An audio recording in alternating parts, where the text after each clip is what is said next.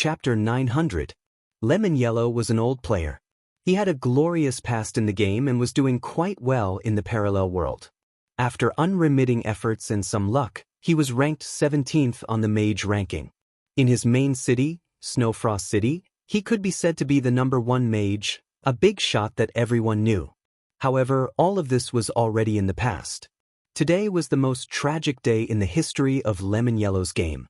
In just one day, all his hard work had gone to waste. He had already dropped 3 levels and was on the precipice of level 40. His beloved robe had also been dropped when he was killed for the second time. He had returned home in his underwear and had casually grabbed a tattered robe from a friend to wear to attend the meeting of the big shots. In the end, he had been angered by the fact that Sandpaper was late. The most tragic thing was that their actions were basically the same as Sandpaper's, which made Lemon Yellow want to vomit. But now, he couldn't even spit it out, because even this train of thought had reached a bottleneck. As requested, he invited a group of archers and thieves, but in the end, he realized that it was not convenient for him to participate in such an operation. Mages were a noble class. From the setting of their skills and the selection of their attribute points, they weren't suitable for this kind of shady business, unless they were like that Qianli who added agility in a wretched manner. As Lemon Yellow walked, she wanted to send a message to other important figures who probably had the same problem as her. Suddenly, she heard someone call out, "Lemon Yellow." Lemon Yellow turned around and sent a message. "Look who I am," said the man. "Boring." Lemon Yellow wasn't in the mood to joke around. She glanced at him as she spoke. In the end, with just one look, Lemon Yellow immediately understood that his bad luck would continue. Today was really the most unlucky day he had ever been. Qianli was drunk. "Just thinking about you made me come. Are you a fucking summoned beast?" That was the last thought that flashed through Lemon Yellow's mind before he was killed. When they revived, it was cold and damp, but Lemon Yellow was excited. This was a dungeon, not a revival point. He checked his information again. His level was perfect. It turned out that he had been sent back to the dungeon by a wanted mission. But why was this happening? Qianli was drunk. This idiot didn't want to kill him but wanted to kill him instead? Good luck hasn't left yet. It was finally here. Lemon Yellow laughed maniacally in the cell. He was still so happy even though he was in prison. From this, it could be seen that nothing was absolute. Everything had to be compared. For example, there was a small group of people who said that Butterfly was shameless, but compared to Baidu, Butterfly was pure, noble, peerless, and radiant. What's going on? Why are they in jail again? After Lemon Yellow left, one of the 2 men expressed his dissatisfaction to the other. The one who was dissatisfied was Slim Waist Dance, and the one who was dissatisfied was Gu Fei. He's already level 40. If he loses another level, it'll be a pity. Gu Fei said, "Can you do it? Can you do it? When you come out, how can you not drop levels? Even I have dropped levels." Thin Waist Dance said, "I've never dropped one." Gu Fei said, "I'm pissed to death by you. Next time, I have to kill him. Otherwise, what's the point of me running around?" Thin Waist Dance shouted, "Provide scrolls." Gu Fei asked, "I'm going to kill you." Thin Waist Dance was furious. Next stop, next stop. Gu Fei looked at the information brother you had sent him. Compared to the assassination that the higher-ups wanted to do, Gu Fei's assassination was too precise and on point. The only flaw was that it wasn't comprehensive enough. After all, most of the 31 people brother you hadn't found yet. There were also some who didn't have any PK value. For example, level 1 hypothermia. Brother you found this cleric with high health and high recovery, but how could a cleric have PK value? Without PK value, the bounty license couldn't be used. Gu Fei couldn't find him, so he could only let him go. As for Lemon Yellow, he was one of the people who had died in the ambush. In this group battle, he was a sorcerer and had a bunch of PK targets. If he didn't become the target, who would? However, he was still happy with the ending. With PK value, if he had been killed again, it was hard to say if he would have the courage to continue playing. Unsmiler had been killed 10 times, but he was still stubbornly alive. That was in the realm of 20 to 30. If he wasn't discouraged after losing so many levels, then he was a person with great perseverance. After choosing his second target, Gu Fei's thin waist dance took off again. This time, thin waist dance was finally satisfied.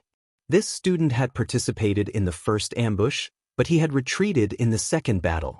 Although he still had PK value from the battle, his level of 42 ensured that he wouldn't drop below 40. Therefore, he had the honor of dying in Thin Waist Dance's hands. Thin Waist Dance had been holding it in for a long time. He was so happy with this kill that before he died, he said, "What a pervert."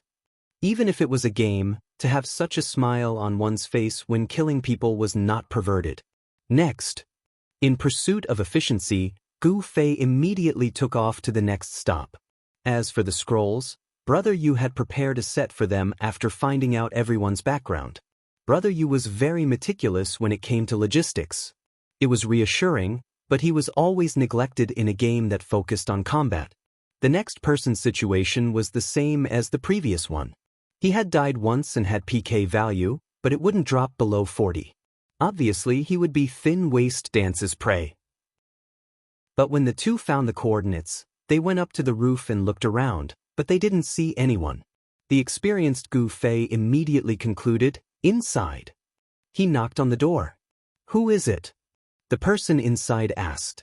"It's me." Gu Fei said. "Who are you?" The person asked. Gu Fei didn't know how to answer, so he pushed Thin Waist Dance. Thin Waist Dance replied, "Beauty." The person immediately opened the door. When he saw Thin Waist Dance, he smiled, forgetting that the person who said, "I" was a man. He politely asked, "Beauty, what can I do for you?" So the beauty stabbed him, and blood dyed his stomach red. Before he could react, he was stabbed in the chest, and just like that, he was naked.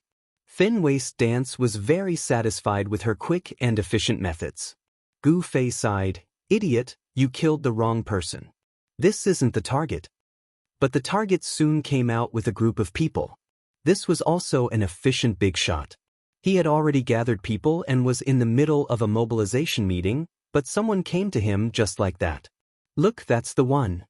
Gu Fei pointed at Thin Waist Dance. "Who is it?" The person didn't notice Gu Fei and was still asking. "Beauty." Thin Waist Dance answered him and charged forward. Everyone was still smiling ambiguously. They mischievously thought that this was a beauty throwing herself at him. Although they didn't know the reason, they felt that a big shot would have no problem dealing with a female player. But what they didn't know was that this was the strongest female player in the parallel world, a female player who was even more skilled than many men. The big shot was in a tragedy. There was still a gap between first class and first class. Thin Waist Dance's skills weren't first class, but her equipment was definitely first class. This big shot was of the same class as her, but he was completely suppressed. Everyone was shocked. Their big shot didn't succeed in flirting with the beauty, and was easily killed by her. A bunch of people surrounded her. The gap between first class and first class wasn't as big as the gap between first class and perverts. The first class was surrounded and couldn't handle it. After all, the people that were gathered were all experts, not noobs on the side of the road. "What are you looking at? Hurry up and help." Thin Waist Dance saw that Gu Fei was still leaning against the wall with his arms crossed. She was furious.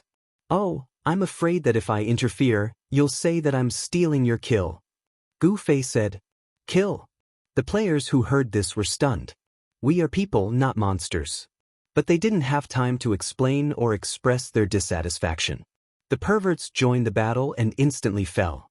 The ambushing experts were either archers or thieves, each with less health than the last. Gu Fei was the best at insta-killing them. In the end, all the thieves fell and the archers ran. Gu Fei was depressed. "My PK value is back up again." Washington Thin Waist Dance said. "Right, the coordinates from before can still be used." Gu Fei said. The big shot who had just been cut by Thin Waist Dance dropped 2 levels. He was now 40, and he was so sad that he didn't want to walk out of the revival point. In the end, he didn't walk out. When he walked in, the man and woman came looking for him again. This time, he recognized that it was Chenli. He was furious. What else could he do at the revival point? Just as he was about to open his mouth to take advantage of him, Gu Fei teleported, got close, and used dual flame flash. Cold, damp, dungeon. This big shot's state of mind was different from Lemon Yellow. He originally thought that he was at an absolutely safe revival point, but who knew that the other party would use a wanted mission to take him in? He was depressed and angry, but no one listened to him. Without Gu Fei presiding over the city, the dungeons were mostly cold and quiet. 3 consecutive targets were easily completed. Thin Waist Dance finally got over her addiction and regained her smile. But at this time, the big shots finally had some reaction. The first target, Lemon Yellow, was in the dungeon and had no news. The second target only dropped a level and saw Qianli clearly. He immediately sent a message to all the big shots. Qianli Drunk has taken the initiative to attack. Assassination has come knocking. Fuck. The big shots who heard the news were all terrified and angry. They were still organizing the assassination, but the other party had already taken the initiative to kill them. At this time, not to mention attacking Cloud City, everyone started to doubt their own safety. In the end, the 4th target went smoothly, but when it came to the 5th target, things started to get troublesome. After this brother found out that the others were either in prison or dead at level 40, he gathered all the helpers he could find and waited in the central plaza of their city. Gu Fei and Thin Waist Dance came, only to see a sea of people here. It was very lively. It's going to be hard to find people like this. Gu Fei said. What's going on? Thin Waist Dance looked around. What kind of gathering is this? Gu Fei guessed. Hey, what are you guys doing? Thin Waist Dance pulled someone over and asked. Beautiful women were welcomed by everyone, so this person immediately replied. Xiaosheng, we're waiting for Qianli Drunk. This inhumane beast comes and goes like a ghost. I heard that he's coming to our city to commit murder, so we're waiting for him. Haha, inhumane beast. Thin Waist Dance pointed at Gu Fei and laughed. Everyone looked at him. And Gu Fei's characteristics had long since been instilled into everyone here. As soon as they saw him, the plaza immediately became chaotic. How chaotic would it be if everyone suddenly rushed to one person's side? Just think about the scene of a celebrity meeting a bunch of fans. Gu Fei saw that the situation wasn't looking good. There were too many people and it was too chaotic. In such a disorganized situation, no matter how good his skills were, he might just be trampled to death in the chaos.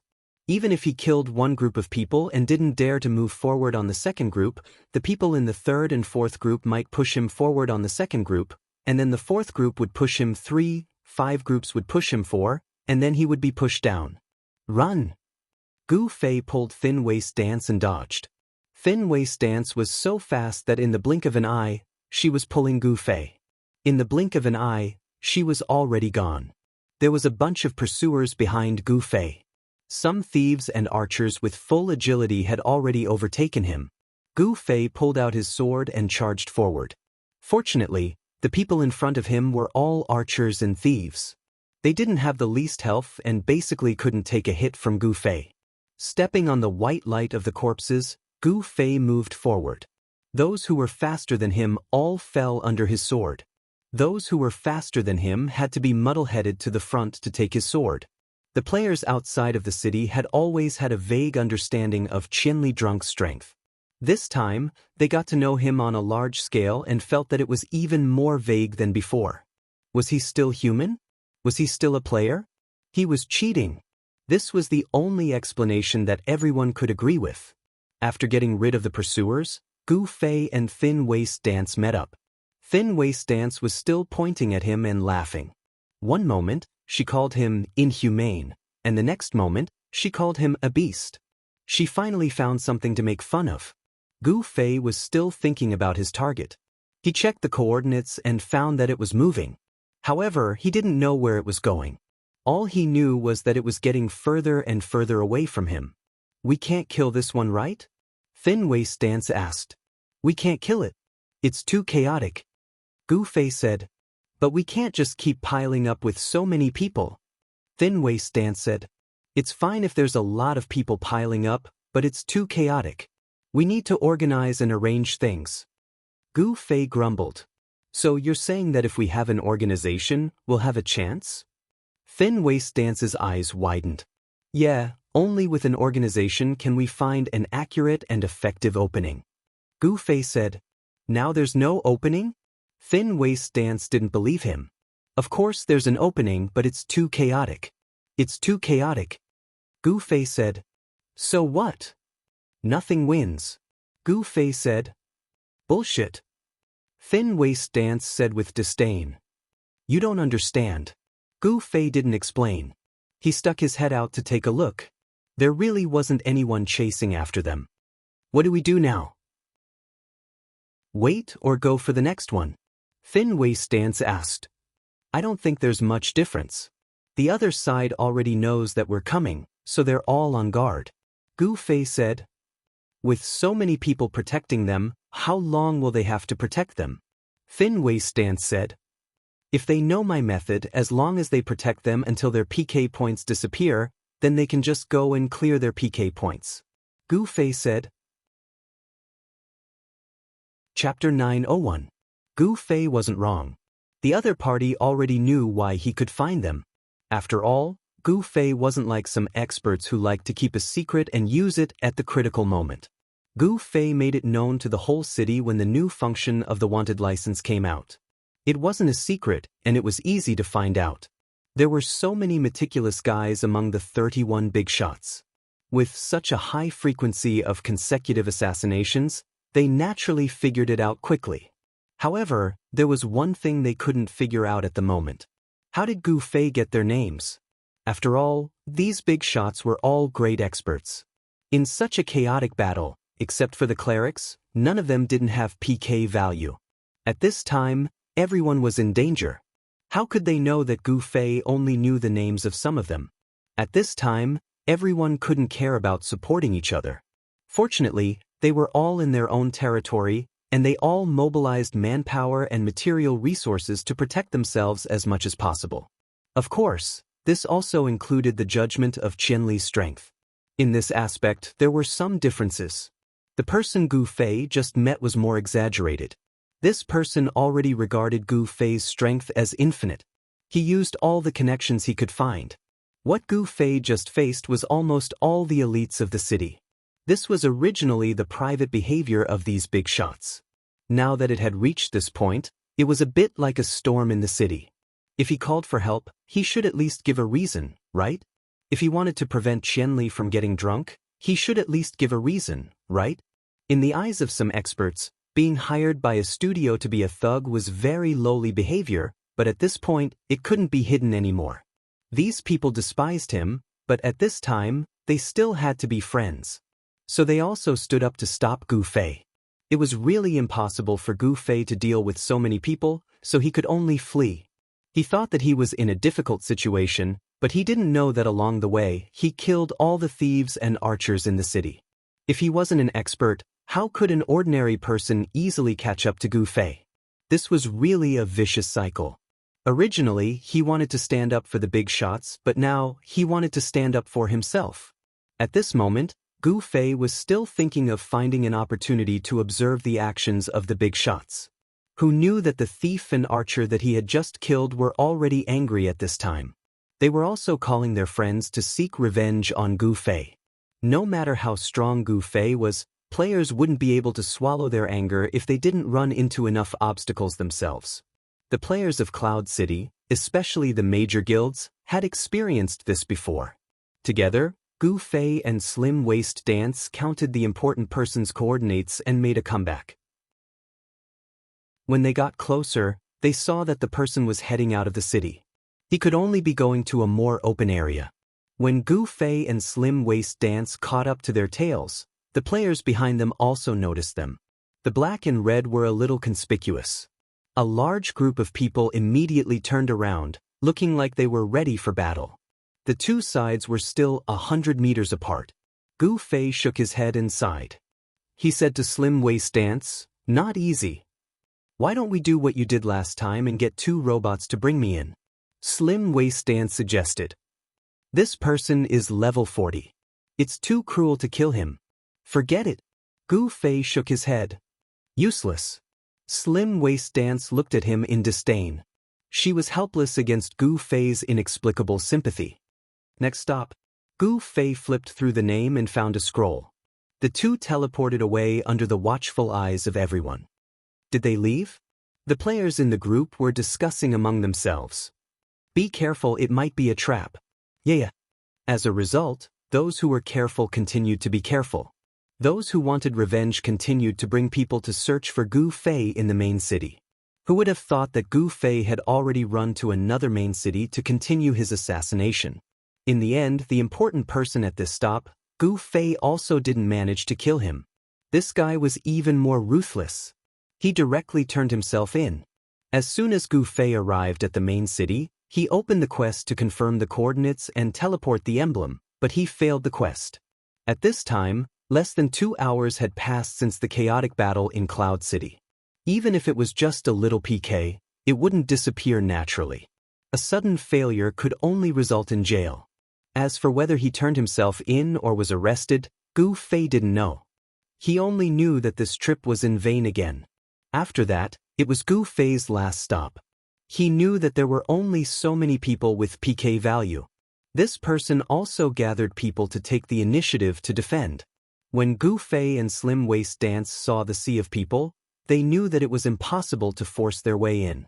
However, this was a guy who had only lost 1 level.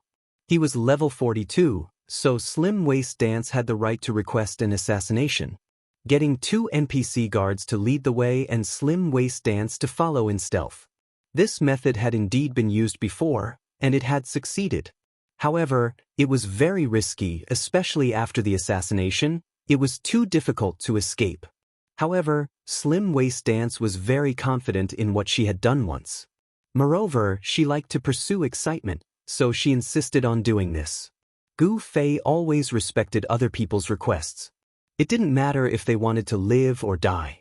As such, he called out 2 guards. After giving the order, the guards strode forward, and Slim Waist Dance followed in stealth. Sure enough, it was the same as last time. No matter how suspicious the players were, they wouldn't be suspicious of real NPCs. Slim Waist Dance quickly followed these 2 people into the sea of people. Gu Fei also didn't keep watching and ran to the resurrection point. If Slender Waist Dance's assassination succeeded, Gu Fei could send him to the dungeon. If Slender Waist Dance's assassination failed, Gu Fei could just wait for Slender Waist Dance. Gu Fei was another brother of the same profession as Slender Waist Dance. In the end, everything went smoothly. Slim Waist Dance successfully followed the guards to the VIP's side. The 2 NPCs' sudden attack caught all the players off guard. Slim Waist Dance, who was an expert of the same class, was once again oppressed. After killing the other party, she immediately went into stealth and found a place to teleport. When she was safe, Slim Waist Dance sent a victory cheer to Gu Fei. Gu Fei's reaction was calm. Yeah, got it. He's in the dungeon now. Slim Waist Dance's assassination succeeded. While running, the VIP resurrected in front of Gu Fei. Gu Fei didn't even say anything before killing him. If this guy was a bit slow, he might have missed the fact that he resurrected at the resurrection point and thought that he died and went straight back to the dungeon. Where to next? Slim Waist Dance was excited. This woman only knew how to stir up trouble. In the past, she only caused trouble in a main city. Now, she was following Gu Fei around the world, causing trouble for the whole world. This was exactly what she wanted. No more. Gu Fei said, "Don't, find a few more." Slim Waist Dance said, "There's really no more. I don't know the names of the others. I'll ask Brother Yu if you have the latest information." Gu Fei said and really went to ask Brother Yu. In the end, Brother Yu could only shake his head. He also communicated with Sword Without Oath and the others. In the end, they ambushed me, I ambushed you. It was a mess and they didn't really care who was who. Brother Yu couldn't dig out any information from them. His understanding of the enemy could only stop at this stage. The first few people who bought the Soaring Cloud Scroll could be considered to have had 8 lifetimes of bad luck. Such an inconspicuous detail caused everyone to drop levels. Then, their identities were exposed, and they were hunted by Qianli when he got drunk. Now, they were either level 40, Calamity of the Dungeon, or level 40 plus Calamity of the Dungeon. Only the priest among them was lucky and escaped the second round of disaster. Gu Fei's operation had stopped, but the big shots still didn't know. The experience of those who survived was either a large group of people, or they surrendered and had their PK value erased. These two methods reflected two completely opposite mentalities. One was to not bow down and suppress Gu Fei with strength. In Cloud City, this was the initial stage of facing Qianli when he got drunk. On the other hand, surrendering meant that they had already admitted defeat. They couldn't afford to offend him, so they could hide. This was the final fate of the players in Cloud City when facing Qianli when he got drunk. At this time, those who were in prison and those who were gathering were also feeling depressed. Prison was lonely, and those who gathered weren't much happier. The more people there were, the more trouble there was. How many of them were willing to come over to help him? Most of them were too embarrassed to refuse because of their pride. After a long time, some people had opinions and rumors came out. Some quietly slipped away, some greeted and left with the excuse that their brothers were not willing. At first, they were worried that Qianli would be in trouble when he got drunk. As a result, Qianli didn't show up when he got drunk. In the end, they were embarrassed. They guessed that it was a bit wishful thinking. Maybe Qianli wouldn't come looking for them when he got drunk. But this was also a guess. They didn't dare to be so relaxed. They could only smile and continue to deal with the friends who stayed, pretending to be brothers. Gu Fei's torment delayed the entire plan of the big shots. They were still planning to assassinate him. In the end, a bunch of their leaders were assassinated. After that, they didn't dare to move. He had been screwed in his hometown, and now he was delivering himself to the Cloud City? The big shots were depressed in their hearts. After playing the game for so long, they had never been so vexed. Ian Sandpaper, who was late, was now alone in Cloud City with his own people.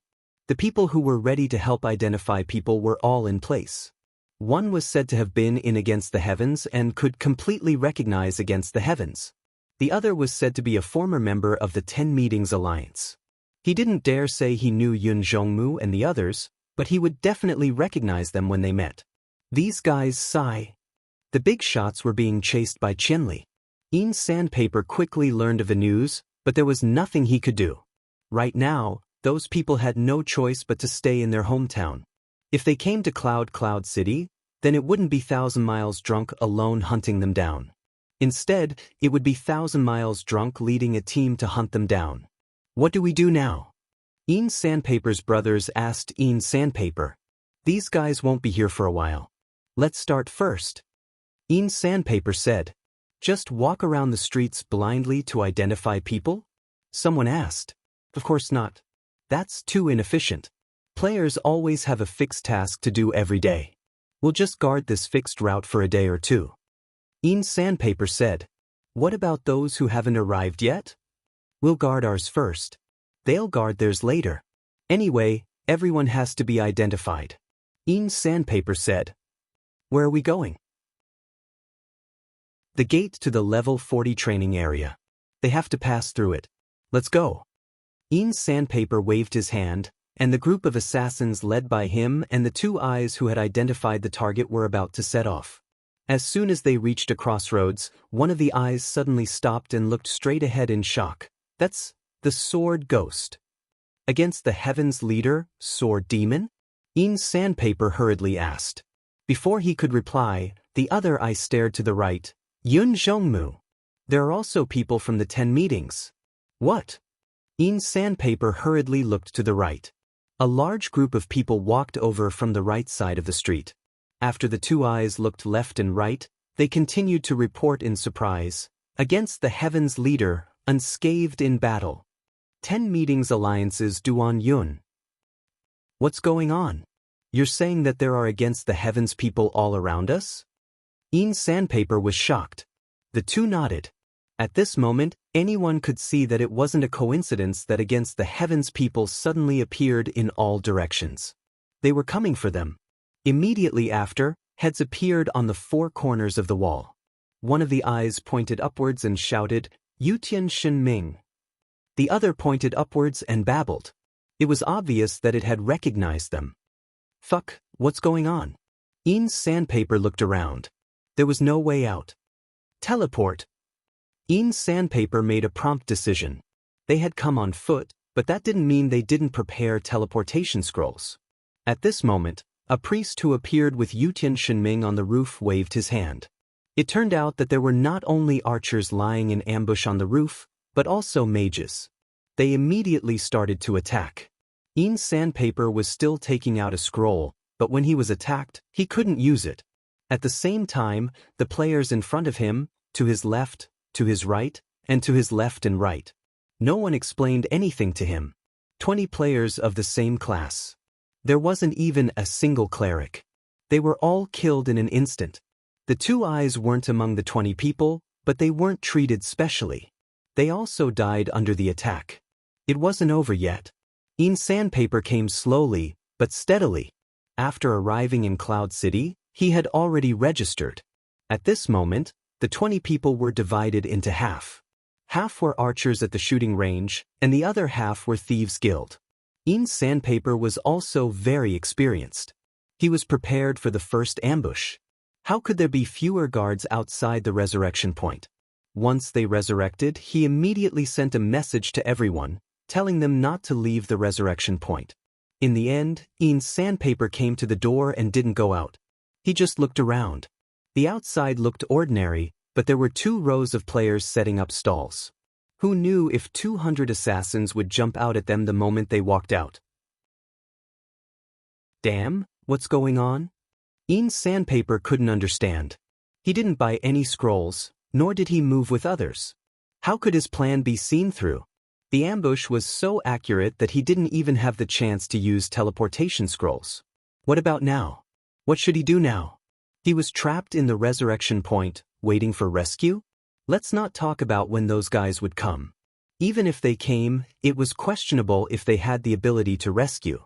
This time, they were prepared to carry out a secret operation. Rescuing people from the resurrection point could only be done openly. It obviously wouldn't work. Retreat. Ian's sandpaper thought for a moment and finally gave this order. Retreat? To where? His subordinate didn't understand. Teleportation scrolls, Ian's sandpaper said. They're teleporting. Over at Against the Will side, Sword Demon and the others immediately received the news. Of course there would be an ambush outside the resurrection point. This was a must. They aren't that stupid. Han family young master sighed. These people are also those guys? Brother, you asked. Yes. Han family young master said. How did you find out? Black Dragon Mountain Range. Han family young master said. What? These people all came from outside the city. The easiest way is obviously to teleport with a scroll. However, there might be some poor bastards who can't bear to teleport and insist on walking. If they want to get to our Cloud City, Black Dragon Mountain Range is the only way. That's why I asked Yun Xiang to organize a few people early in the morning. Everyone will take turns to wait there. Han family young master said. I see. Brother Yu suddenly understood. Then why not just set up an ambush there? Yutian Shenming asked. Idiot, who knows when they'll arrive? How many people? If we don't know, how many people will be sent to ambush? How long will the ambush last? Han family young master said. So you already knew when these people arrived in Cloud City? Brother Yu said. That's right. Han family young master nodded. TSKSK, I think they're still in the dark and died very strangely. Brother Yu said. Stupidity is incurable. Han family young master said. Then are there still people at Black Dragon Mountain Range? Brother Yu asked. Of course. Han family young master said. Then if everyone walked here, it would save us a lot of trouble. Brother Yu said. But there probably aren't many people as poor as them. Let me see, how long did they take to get here from where they teleported? Han family young master tried to recall the time. Everyone else was looking at them. There were 20 people and 5 scrolls to teleport and 10 scrolls to and fro. If the elite group didn't have that unexpected fortune, they wouldn't have been able to afford to take the plane. Not being able to use the teleportation scrolls was a common phenomenon. It couldn't be called poor, right? Everyone expressed their disdain towards Han family young master. This guy looked down on normal people after becoming rich. Okay, let's go. After killing 20 people and dropping some small items, the OP players also left after cleaning up the battlefield. Brother Yu, it's too little, give us more. At this time, Gu Fei returned home from a business trip and gave his opinion to the logistics worker, Brother Yu. That's right, there's only a few of them. There were even some that he didn't allow us to kill. Annoying. Slender Waist Dance said. What? Everyone didn't understand. If we kill less than 40, how pitiful would that be? Gu Fei said. What's pitiful about that? That's what I call satisfying. Yutian Shunming jumped up and shouted. That's right, PvP is about building your own happiness on the pain of others. If you can directly blow your opponent into a nude state with one slash, that feeling, tisk tsk. Unscathed in battle swung his sword with an intoxicated expression. If the opponent is a beauty. Fireball appeared out of nowhere and added to unscathed in battle. How perverted. But it does sound interesting. Unscathed in battle said. Fireball's smile was despicable, but when Gu Fei glared at it, it immediately became serious. Cough, Brother Zue, you're back? Everyone's waiting for you. Chapter 902. Ian Sandpaper returned to his hometown. He really didn't have the face to share this news with the other big shots. Thinking back to how confident he was in the group chat, Ian Sandpaper guessed that if this news was made known to those people, none of them would sympathize with him, only ridicule would be waiting for him. Sandpaper could only stay here and analyze how he had been exposed. In fact, the Han family young master discovered that his method was very simple, so simple that it could even be said to be a bit stupid. He just had to wait on the path that Ian Sandpaper had to take. But it was this stupid method that Ian Sandpaper couldn't figure out for a while. He could only scratch his head. The other big shots only cared about themselves at this time. No one thought about Ian Sandpaper, who was fighting alone in Cloud City. Those who surrendered and went to jail had it easy. Those who didn't want to go to jail were mostly killing time, waiting for their PK points to disappear. There were a few who didn't care about other people's feelings and actually wanted to wash away their PK points. They had so many guards with them that it was really impressive. However, most of the guards didn't think that way. They were full of opinions, but they didn't want to voice them out. The players who were wanted by them were also scared. What did they do to deserve the attention of so many big shots from the main city to deal with them? Most people's legs were already weak when they were approached by so many experts. Washing their PK points was considered smooth. These few people who had the cheek to ask so many people to wash PK with them were quickly liberated. They all felt that it was a bit unbelievable that they could be so relaxed without PK points. Qianli's drunkenness brought too much pressure to everyone. Compared to them, the clerics who were represented by level 1 hypothermia were even more relaxed. They didn't have PK points, so they naturally wouldn't be troubled in this aspect. While others were very nervous to protect themselves, they continued to carry out the arrangements step by step. As it was inconvenient for them to carry out the assassination plan, they finally decided to stay in command and not follow the assassins around. After the candidates were finalized, they didn't bother those who were tossed around by Qianli's drunkenness and directly contacted Ian Sandpaper. However, Ian Sandpaper's reaction was also strange. He actually asked them to wait for a moment. When asked for the reason, Ian Sandpaper stammered. He either didn't reply or gave a vague answer like, "I have something to do." What's going on? First, Low Temperature muttered to himself and sent another message to Sandpaper. He had to get to the bottom of this. Ian Sandpaper saw that someone was so insistent on getting to the bottom of the matter, so he had no choice but to give up. Fortunately, the person who wanted to know the truth was level 1 hypothermia, who seemed to be a very reasonable person in the group chat. Ian Sandpaper did not hide it anymore and revealed the truth. We were ambushed. What's going on? First, Low Temperature was shocked. I don't know. At an intersection, they were suddenly pincered by the other party from all directions. Even the roofs were ambushed. It was obvious that they were well prepared. We didn't even have time to use our teleportation scrolls before we were all killed, Sandpaper said. What about now? Hypothermia level 1 asked. I'll teleport back to my main city first. If the other party can set up this meticulously, there must be an ambush outside the resurrection point. We won't be able to get out, Sandpaper said. How did your whereabouts get exposed? First Low Temperature didn't understand. How could Sandpaper know that? He could only sigh and say, I don't know either. Then can we continue with the next step?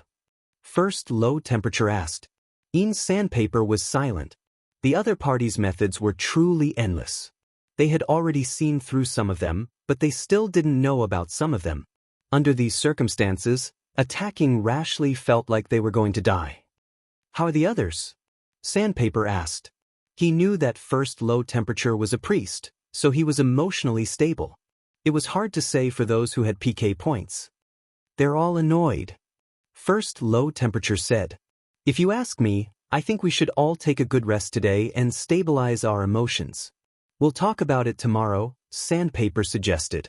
On this day, they had suffered a series of blows. Some were eager for revenge, while others were already feeling timid. In short, their mentality was very unstable, including Sandpaper himself. This inexplicable ambush made him feel uneasy, and he felt that he also needed to rest. Okay, I'll try to persuade everyone. First Low Temperature knew that Sandpaper didn't give a good impression of the others. It was better for him to go and communicate with everyone. The communication went smoothly. All the VIPs were physically and mentally exhausted. They were already tired of staying in the game and wanted to escape. Rest? That was a great idea. Who knew that at this time, Cheese people would suddenly contact them? Eagle Group's Eternity, representing Chi, to ask everyone how things were going. Everyone was depressed, but they couldn't vent their anger on Chi. They were too embarrassed to even say it. Back then, when they were gathered together, none of them took very defying too seriously. But now, they were all dejected. Half of the 31 heroes had already disappeared from the top of the leaderboards.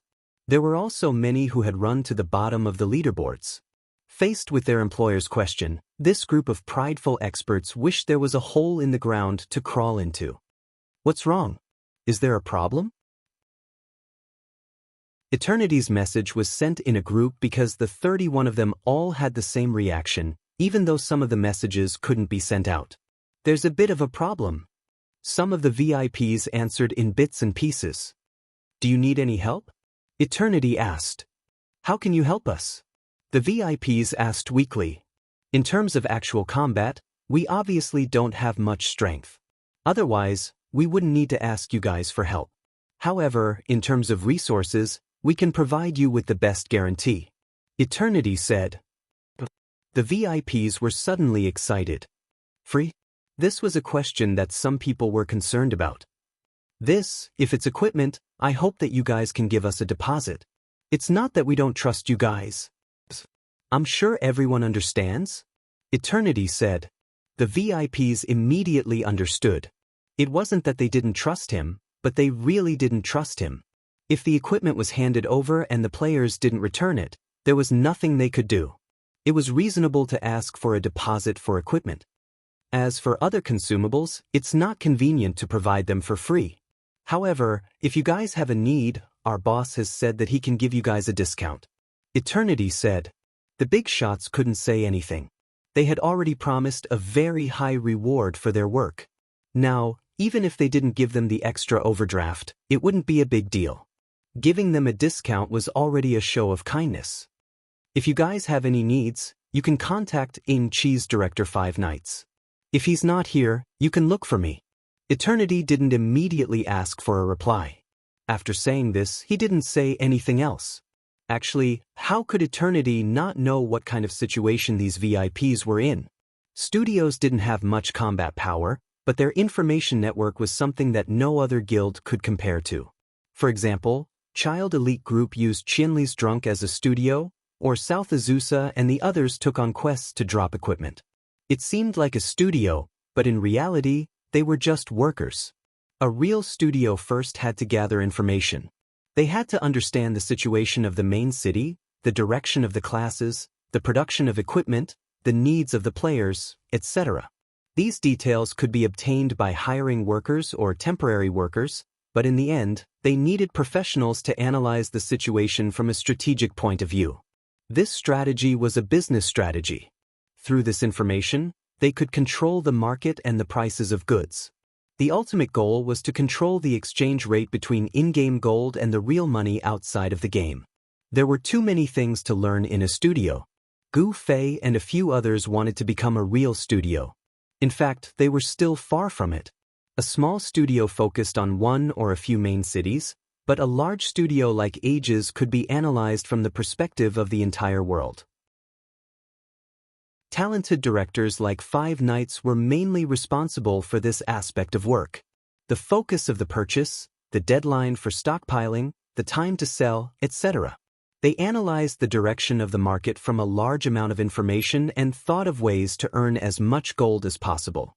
To be able to become a director was actually quite an impressive person. Although the directors were gone, the lower-level intelligence sources were still around. Age's work network was also continuously recovering. Now, from a business point of view, Five Nights might not be able to do it alone, but it was very easy for him to get hold of some news of these big shots being beaten to a pulp by someone who defied the natural order. This was especially so for these brothers with PK points. In order to prevent 8,000 Miles Drunk from hunting them down, they had almost caused a storm in the city. How could Ing Chi, whose business network was spread across the main cities, not know about it? Eternity followed Unrivaled Talent's instructions and finally took this step. Eternity confirmed that his guess was correct. Revenge? Overpowered players? The boss of the studio wouldn't be such a childish player. Overpowered players had already become a chess piece in his hands. He wanted to use this chess piece to start a world-class PK war and make a fortune from it. Benefits. From the beginning, he only pursued benefits. The anger he felt from being piked by the players would probably be forgotten after a night's sleep. Moreover, in this world war, overpowered players wouldn't have a good ending. He had already achieved his goal of revenge. However, there were still things that Unrivaled Talent didn't expect from the players. The VIPs suffered from overpowered players again and again, and this was what Unrivaled Talent wanted to see. The more they suffered, the more they wanted to take revenge, and the more power they would gather. Losses were inevitable in piking. Dropped equipment had to be replenished, life-saving scrolls had to be brought, and other strange items that could help in achieving victory would be in demand. Eternity even suspected that Matchless Genius would come up with some way to help Very Defying's side when the other side's strength reached a point where Very Defying couldn't handle it anymore, allowing them to continue fighting on equal footing. Perhaps he had already found one?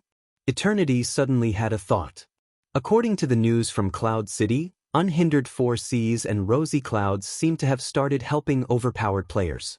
Eternity initially thought that overpowered players were actively seeking help, but now it seemed like Unrivaled Talent had made some arrangements to push the boat along with the current. Those who could help Age Chi didn't necessarily have to be Age Chi's people. For example, some of Age Chi's friends, some of the higher-ups who were greedy for money, could become Age Chi's helper. Eternity originally didn't have access to Age Chi's network, but since Unrivaled Talent didn't have anyone he could use, he had to run between two ends. In fact, it was clear that Matchless Hero's goal wasn't to seek revenge. If he really wanted revenge, he could have easily taken down Matchless Hero with the combined strength of the Eagle Group. However, the Eagle Group hadn't made a move yet. Unrivaled Talent's goal was to create more trouble for Unrivaled Talent, and was willing to invest a lot of money to do so. This was actually an investment. Unrivaled Talent wanted to ignite a spark, and then use it to sweep the entire game. Businessman. Eternity sighed. What a scary businessman. In such a storm, perhaps countless players would be thankful for Ink Studios' timely help, but who would have thought that it was all caused by this guy? When the fire was completely lit, no one would be able to stop it, not even the omnipotent system. The system could stop the game, but it couldn't extinguish the fire in the players' hearts. What will happen? Eternity shook his head, walking alone on the streets. On the VIP's side, although they suddenly received the message from Age Chi Studio, it didn't change their original intention of resting. Everyone went offline to calm down. However, everyone knew that they had to calm their minds to prevent themselves from making the wrong decision due to their impulsiveness, anger, and depression. Their desire for revenge would never cool down. This was no longer for the reward, not for themselves, but for the brothers who had died together with them. At this time, Gu Fei had a new list in his hands. It was a new batch of VIPs that Brother Yu had used various methods to expose. Gu Fei patted Brother Yu's shoulder and expressed his praise for his work. However, in this list he searched for one, but they weren't online. He searched for another, but they still weren't online. They're all not online. Gu Fei was puzzled. They're all afraid and went offline to hide? Yutian Shenming guessed. I don't disagree with this possibility. Gu Fei said. Everyone was speechless. If that's the case, why don't we take a break? This definitely isn't over. Brother Yu suggested. This Age Chi studio is really never-ending. No, even without Age Chi studio, this still isn't over. Han Family Young Master said. But Unscathed in Battle asked. If your friends all dropped levels while helping you, would you just let it go? Han Family Young Master said. That depends on who it is. If it's you who dropped levels, then what's there to say? Not just let it go, I'm even going to become sworn brothers with them. Unscathed in Battle said. Even if you drop levels 10 times, I might not even drop once. Stop dreaming. Han Family Young Master mocked. So what you're saying is that Age Chi has already pulled himself out of this and is just sitting back and watching the show? Brother Yu was the one who pulled him back when everyone was off topic. That's obviously the case. Han Family Young Master said. If that's the case, how long will it take for this to end? Sword Demon frowned. These people? Sword Demon took the two lists from Gu Fei's hands and looked at their information, deep in thought. Negotiate with them? Analyze the sinister intentions of Age Chi Studio? Brother Yu asked. What sinister intentions? The Han family's young master asked him. Ing Chi must have given them something to tempt them to come here. 31 VIPs from each of the main cities have to deal with a newly established guild with just over 200 players. Does this look like a quest that sends them to their deaths and blows up the situation? We can only blame ourselves for being too strong. Han family young master sighed. This time, his shamelessness finally dragged everyone into it. Everyone instantly felt that it was easier to accept. Currently, these people aren't online. Looks like they're adjusting a new strategy. Brother Yu said. New strategy? Han family young master said in disdain. Compared to this, I'm more concerned about whether or not Age Chi will do anything. Is anyone here? Just as they said this, the door opened. After having a stronghold, they rarely went to the pub to discuss matters. In their own stronghold, even if they stood for a meeting, it would still look more professional. The player by the door opened it. Everyone looked and saw that it was Sword Without Oath who came uninvited. Yo, you're all here. Hey Chinli, long time no see. I haven't had the chance to thank you yet.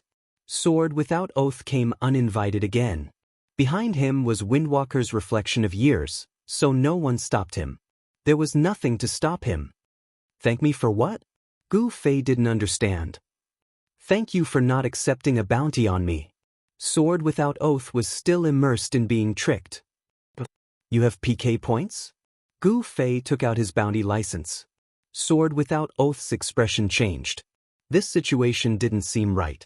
Sword Without Oath reacted quickly and immediately said, No, not now.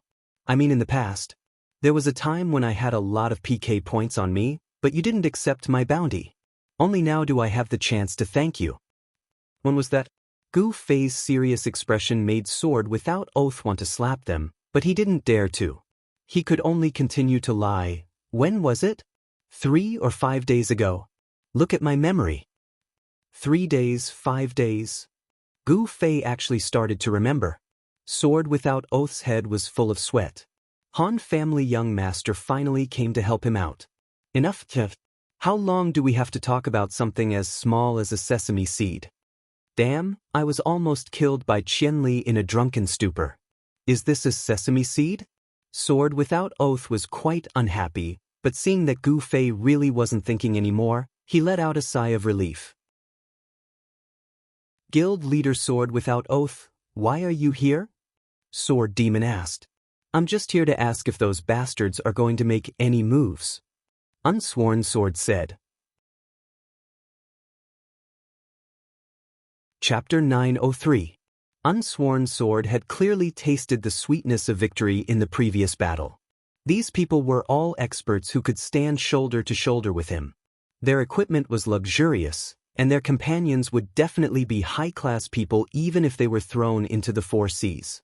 The loot dropped by such a group of people was a pleasant surprise for Unsworn Sword. At this time, Unsworn Sword was overflowing with greed. He couldn't wait to run over to Against the Heavens to ask about the situation. He didn't even give any information as he wanted to personally see Against the Heavens reply. Oh, Leader Unsworn, you've sworn to fight against these people that bully our Cloud City players to the end? Han Family Young Master asked. Of course. Unsworn Sword straightened his chest. That's perfect. We've gathered some information on these people. Leader Unsworn, take a look, this is where they came from. The young master of the Han family pushed a pile of materials in front of Unsworn Sword.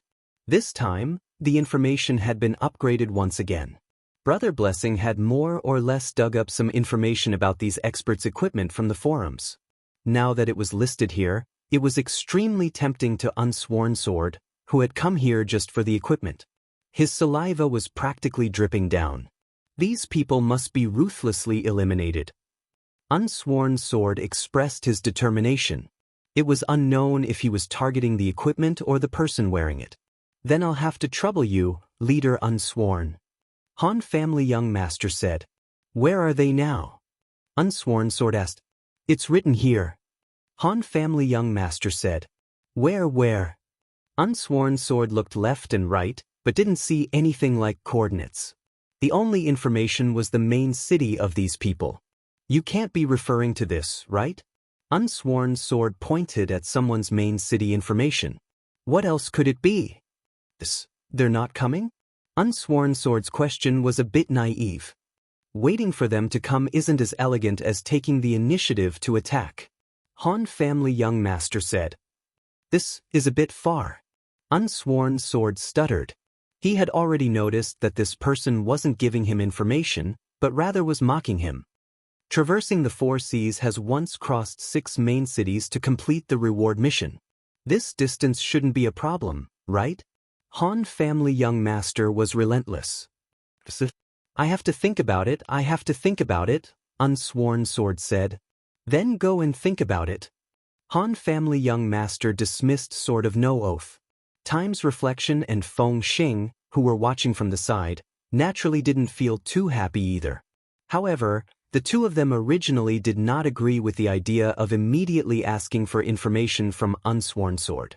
However, Unsworn Sword was blinded by the equipment that dropped, so he stubbornly insisted on going his own way. As a result, the two of them felt a little pleasure of revenge.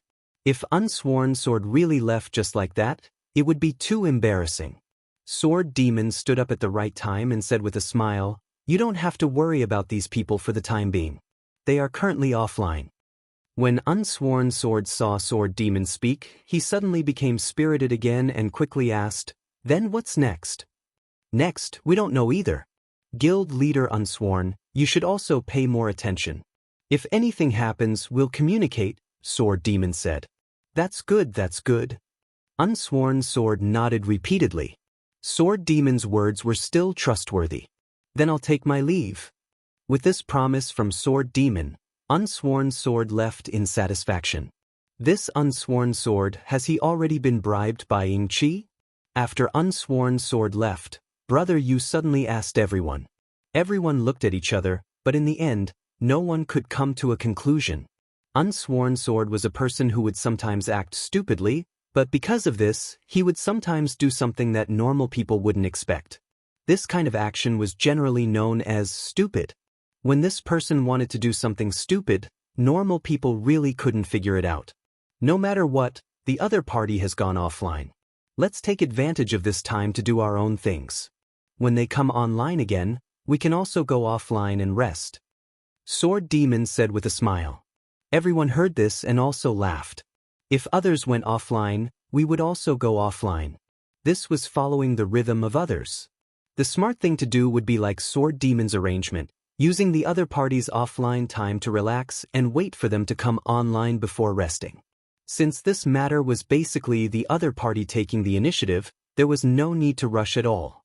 What's more, there was still Unsworn Sword leading Reigning the Four Seas to rush ahead. This guy, it seemed like being the #1 guild in Cloud City wasn't enough anymore. He wanted to quickly arm and strengthen himself to unify the world? Just like that, the Unsworn Sword players dispersed. Some were leveling, some were doing quests, and they all walked out of their strongholds. And Sword Demon stayed behind. He picked up the information on the table and once again fell into deep thought. The Unsworn Sword players listened to Sword Demon's instructions. Although they were free to move around, they still maintained vigilance and basically did things in groups of 3 to 5. They were also a little wary of Reigning the Four Seas. Obviously, Brother Yu's Unsworn Sword being bribed theory was quite popular. The current Unsworn Sword situation was already very clear to everyone in the guild. Whether it was the original Unsworn Sword players or the 10 meetings brothers brought by Yun Zhongmu, none of them felt afraid. Instead, some of them felt quite proud. To be remembered by all the strong people in the world, the Unsworn Sword's weight could be seen clearly. This night passed very peacefully. After packing up the Cloud City quests, Gu Fei left. The quests still made him depressed. Most of them were Unsworn Sword players, and the others were also very annoying. They originally had a wishful thinking, but when they saw that Qinli was drunk and really came looking for them, they immediately begged and said that they were going to turn themselves in. Boss Qinli would give them a chance and so on. In the beginning, there was only one person who did this. Gu Fei's heart softened and he let him go. Later on, perhaps because of this method spreading, all the players with PK value that Gu Fei sought out would immediately express that they were going to turn themselves in. There was no need for Gu Fei to bother himself with them. I'm just using the excuse of a wanted quest to come and PK. When did I really become a constable who sends people to the dungeon? Gu Fei looked at the PK carriers who rolled and crawled away from his sword and ran to the dungeon to turn themselves in. He was somewhat at a loss. Apart from this small interlude, it was a rare peaceful night in recent days. The Unsworn Sword players were satisfied with their own tasks. Those who needed to rest rested, those who needed to do what they needed to do, and each went their separate ways. After resting for the night, the VIPs re-entered the game and greeted each other, then collectively went offline and entered their discussion group. This was the first time that 31 people gathered together. Even those who hadn't been released from prison yet were visited by someone and received a message. Everyone in the discussion group first expressed their condolences, especially the few poor people who had dropped to level 40 and were also in prison after being hunted by Qinli. They received the most attention. Then, the focus of the problem focused on how Yin Sandpaper was exposed. After a calm night, everyone was seriously thinking about the problem. No one laughed at Yin Sandpaper's ambush. Now everyone was really in a predicament. I've been thinking about this all night, said Yin Sandpaper. Yin Sandpaper said, the problem should be on the narrow mountain road from Moonlit Night City to Cloud City. This is the only path between Cloud City and the outside world. If someone is guarding here, then anyone who walks from the outer city to Cloud City won't be able to escape their eyes. That's simple? Yes, that's simple. That's enough. Yin Sandpaper said. So, maybe they're still insisting on using this method? Someone said. If it was me, I definitely wouldn't miss such an effective and easy method. Yin Sandpaper said. In other words, no matter what, we can't enter Cloud City on foot? That's impossible. Players rarely come and go between the main cities, so even if we split up and enter, it's enough to arouse their suspicion. Yin Sandpaper said. So we can only use teleportation scrolls. Someone sighed. We can't give it away for free, but we can give it a discount. Let's all go through Inky. Someone said. That's not a problem. After sitting in jail for a night, he still hadn't been released. His PK value was high, and he was wanted. He had to sit in jail for 2 hours at 1 o'clock. Compared to the others who had just gotten a good night's sleep, he was obviously a bit listless, but he was still very thoughtful. The problem is we're going to Cloud City again. What will we use to fight against them this time? There's a piece of information that Inky helped us find. Hypothermia announced, the second time we were ambushed, we faced thousands of opponents. They were Cloud City's largest guild, Crisscross. In addition, there was also a level 6 guild, Rosy Cloud. I'm sure everyone here understands the concept of a level 6 guild the best, right? First Low Temperature said. Of course they knew, because as long as they were guild players, they would all come from a level 6 guild. A level 6 guild didn't just mean they had the most players. To be able to reach level 6, it was a symbol of strength. It could be said that 70% of the elite players in a city were divided by level 6 guilds. The rank 6 guild of a main city represented the strength of that main city to a certain extent. The big shots wouldn't underestimate any level 6 guild. The problem was, according to the information they received, the players in Cloud City were prejudiced against overpowered, so they wouldn't help them. In the end, something that shouldn't have happened became a reality. If 2 level 6 guilds interfered, how would it be enough for each of them to lead 20 people? What about the assassination plan? How should they proceed? Should I include these 2 rank 6 guilds as well? If they included these 2, would there be a third? Their judgment of the relationship between overpowered and the players in Cloud City was clearly wrong. Even the level 6 guilds that represented the elites of the city were standing on overpowered side. Wouldn't the other guilds be standing on overpowered side? They were all level 6 guilds. Who didn't know that a level 6 guild would always have many other smaller guilds attached to it? How many of such backup forces did Unhindered and Rosy Clouds have? Or could it be that the ones they sent out last time were only their backup forces, and their regular army hadn't even been mobilized?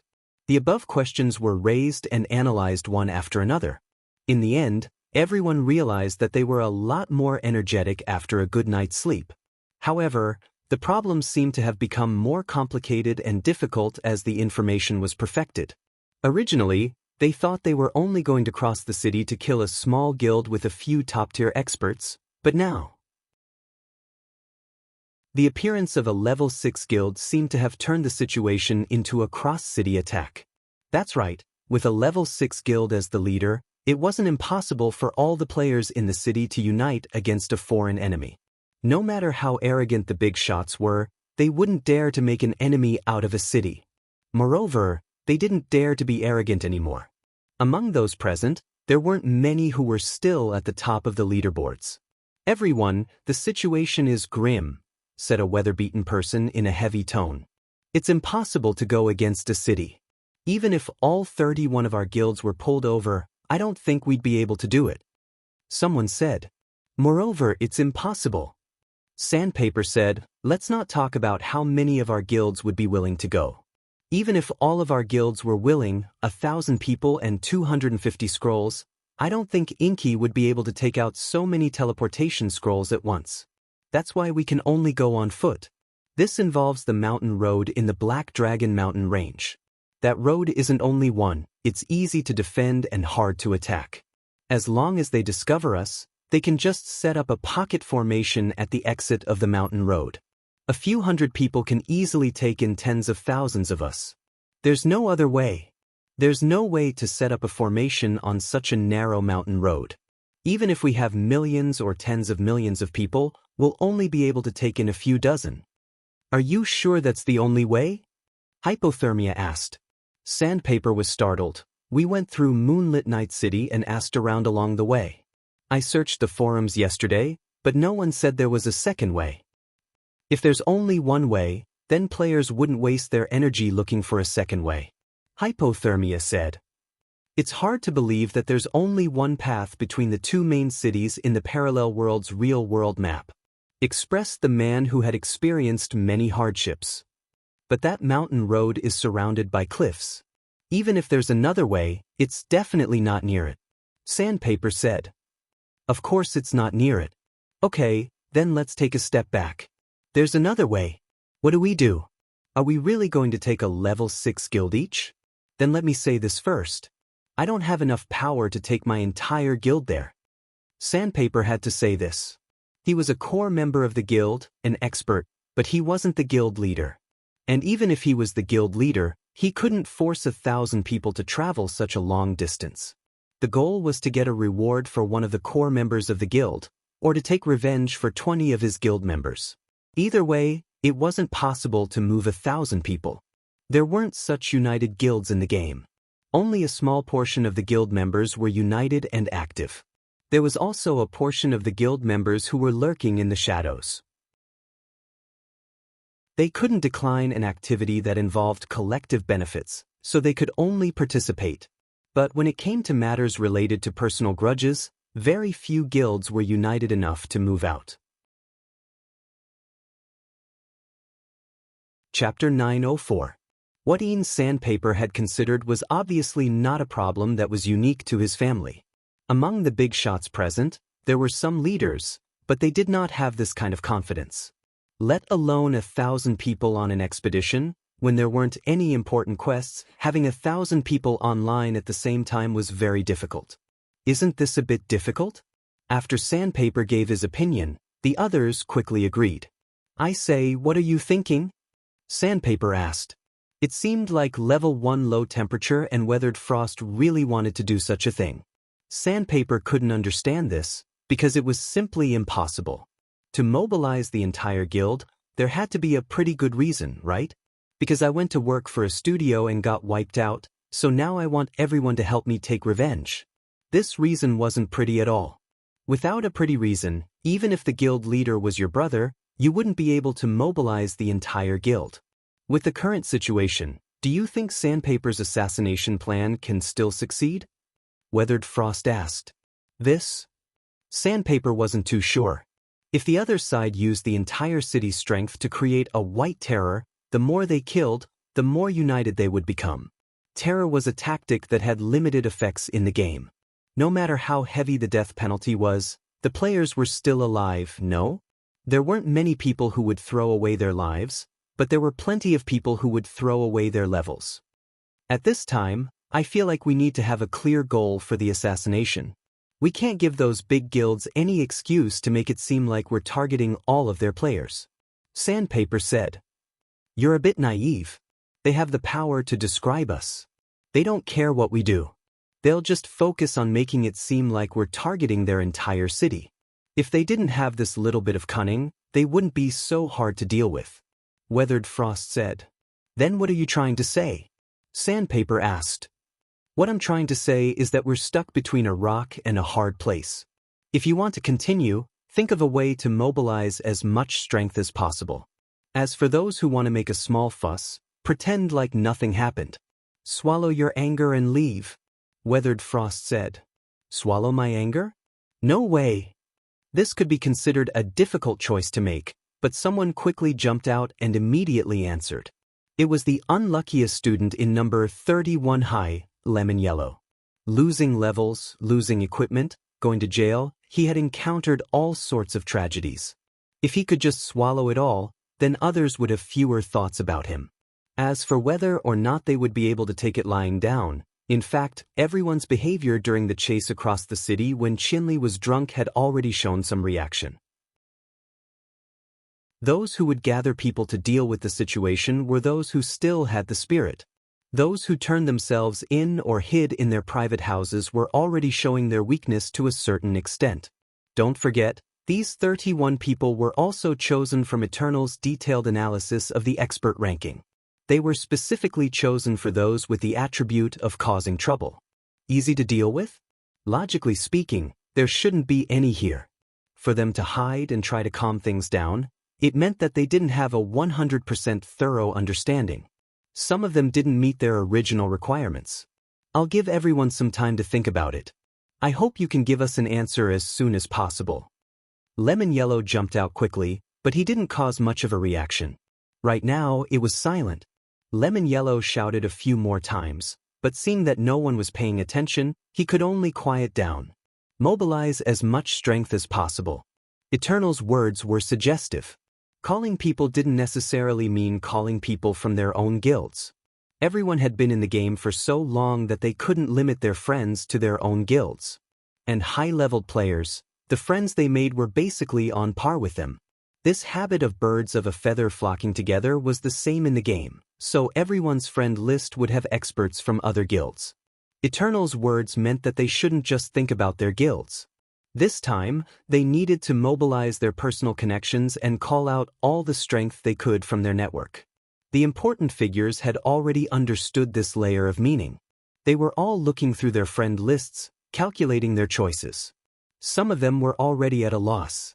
What was the point of continuing like this? For the reward they had wanted from the very beginning? For the sake of a few of his brothers who had lost a level?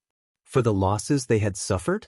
When everyone had just died and returned to the city, they were all furious and wanted to call for more people. At that time, there would always be people who would come out and calm them down. But now, after going around in a big circle, they were back to calling for more people. The difference was that everyone was very calm now. Even if they called for more people, they would only do so after calmly thinking about it. Even though the important figures had lost again and again, at least they hadn't made mistakes because of their impulsiveness. If you don't want to continue, say hi. Everyone respects each other's choices. Eternal said in the chat. Eternal, don't rush us. Let everyone think about it. Low Temperature replied. All right. The weather-beaten man maintained his silence. In the group chat, the silence continued for almost half an hour. Finally, someone opened his mouth and weakly asked, Is there anyone else? HM? The fastest to react was Eternal. What's everyone's decision? Speak up. This comrade had clearly thought it through, but he didn't want to be the first to speak up. If everyone has thought it through and has no objections, then from now on, within a minute. If you don't want to continue, then leave the group chat. If you stay, then you have to advance and retreat with everyone and fight to the end. Weathered Frost was quite smart. There were two choices between continuing and not continuing. If they said it out loud, it would be a disagreement, and there might be a quarrel. Since Weathered Frost had suggested this idea, of course he would insist on continuing.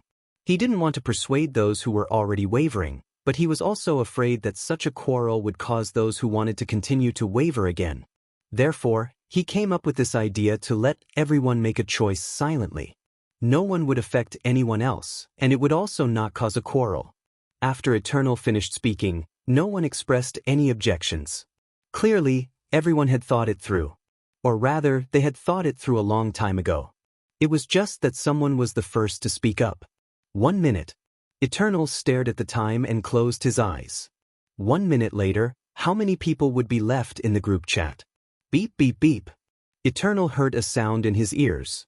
This was the system notification sound that he had set up. It was impossible for anyone else to apply to enter the group chat. At this moment, the notification must mean that someone had already left. Is there only one? Eternal thought, and didn't open his eyes. Who could it be? He only slowly guessed in his heart.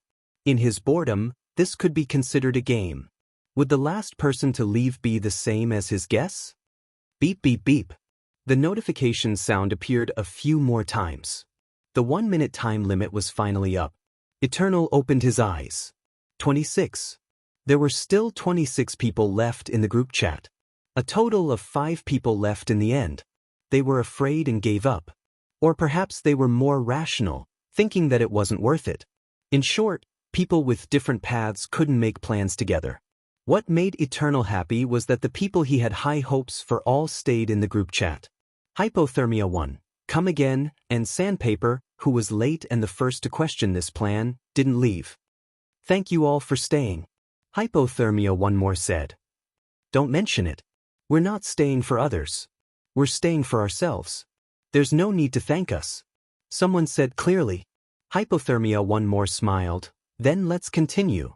We'll still organize an assassination team to sneak into Cloud City. This time, everyone can contact Ing Chi Studio for the teleportation scroll. Didn't he already promise us a discount? In Cloud City, the assassination must be accurate and deadly. Only do it when you have enough confidence to succeed and retreat. Don't take risks. I'll be in charge of finding the second path to Cloud City, said a man who had experienced many hardships. What if there isn't a second passage? Someone asked. Don't worry, there will be one. Eternal said. Black Dragon Mountain Range? I want to see how long it will be. What if there isn't one? Someone was still persistent. Eternal, you're so sure.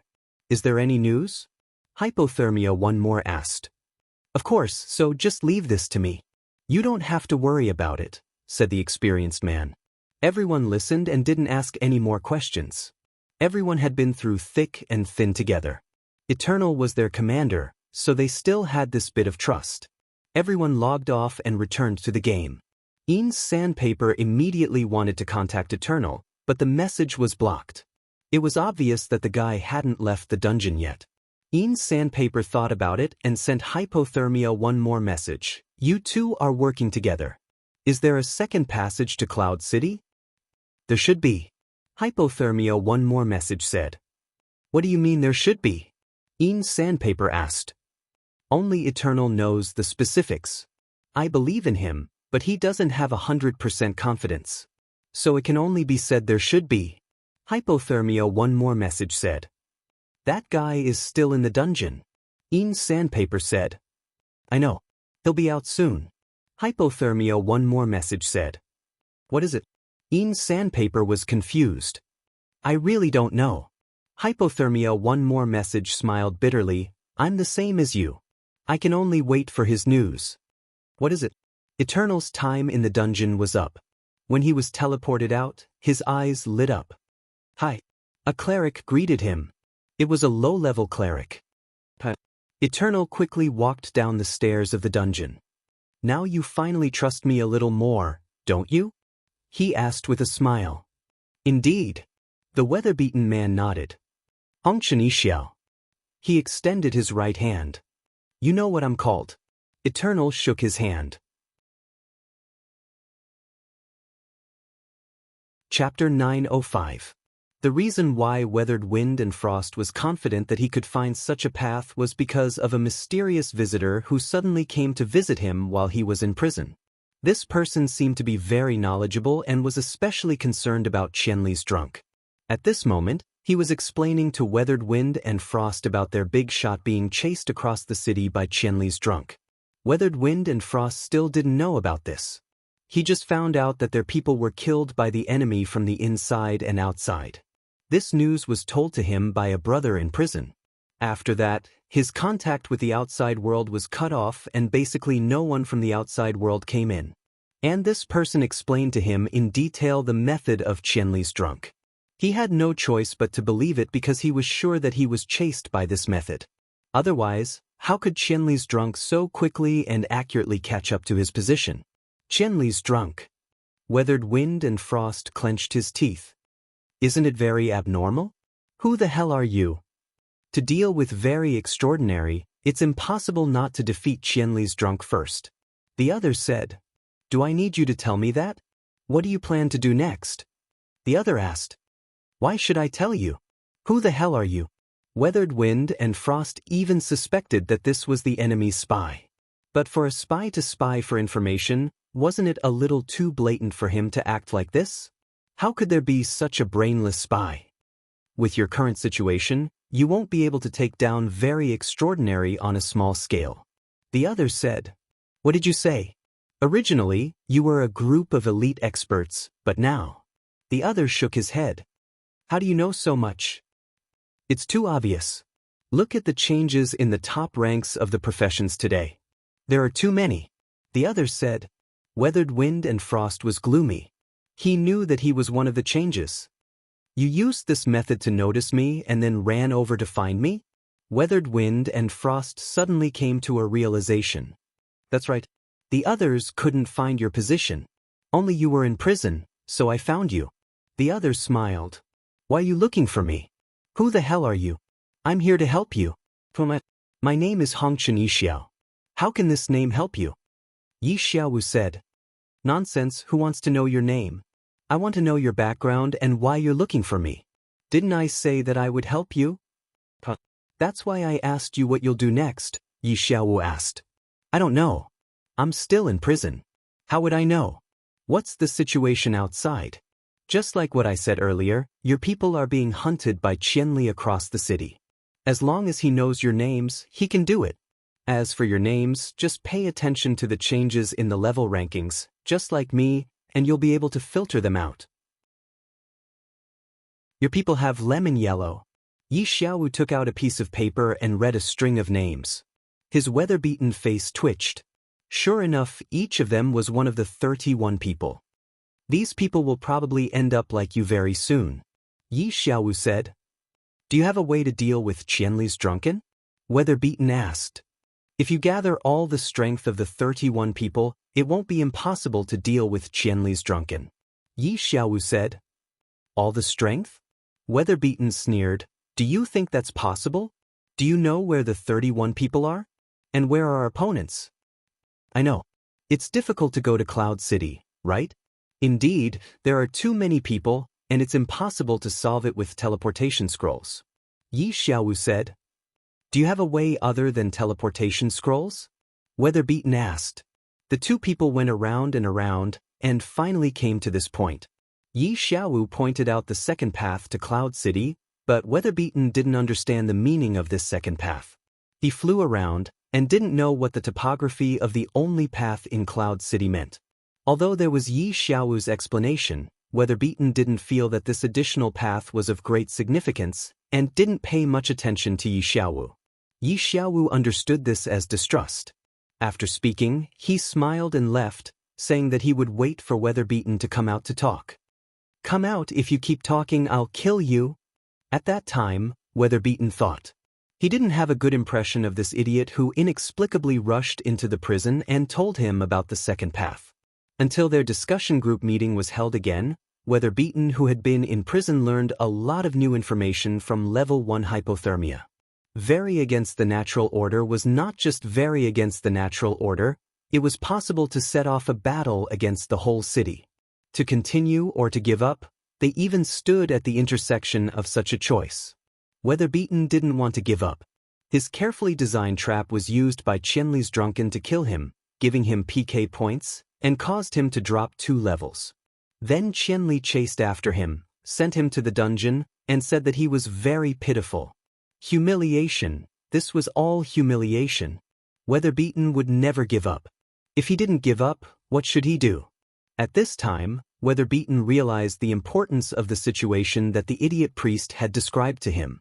Just from the fact that Ian Sandpaper had been ambushed and killed by a heaven-defying ambush because he had chosen this path, one could see just how big of a flaw this only path was.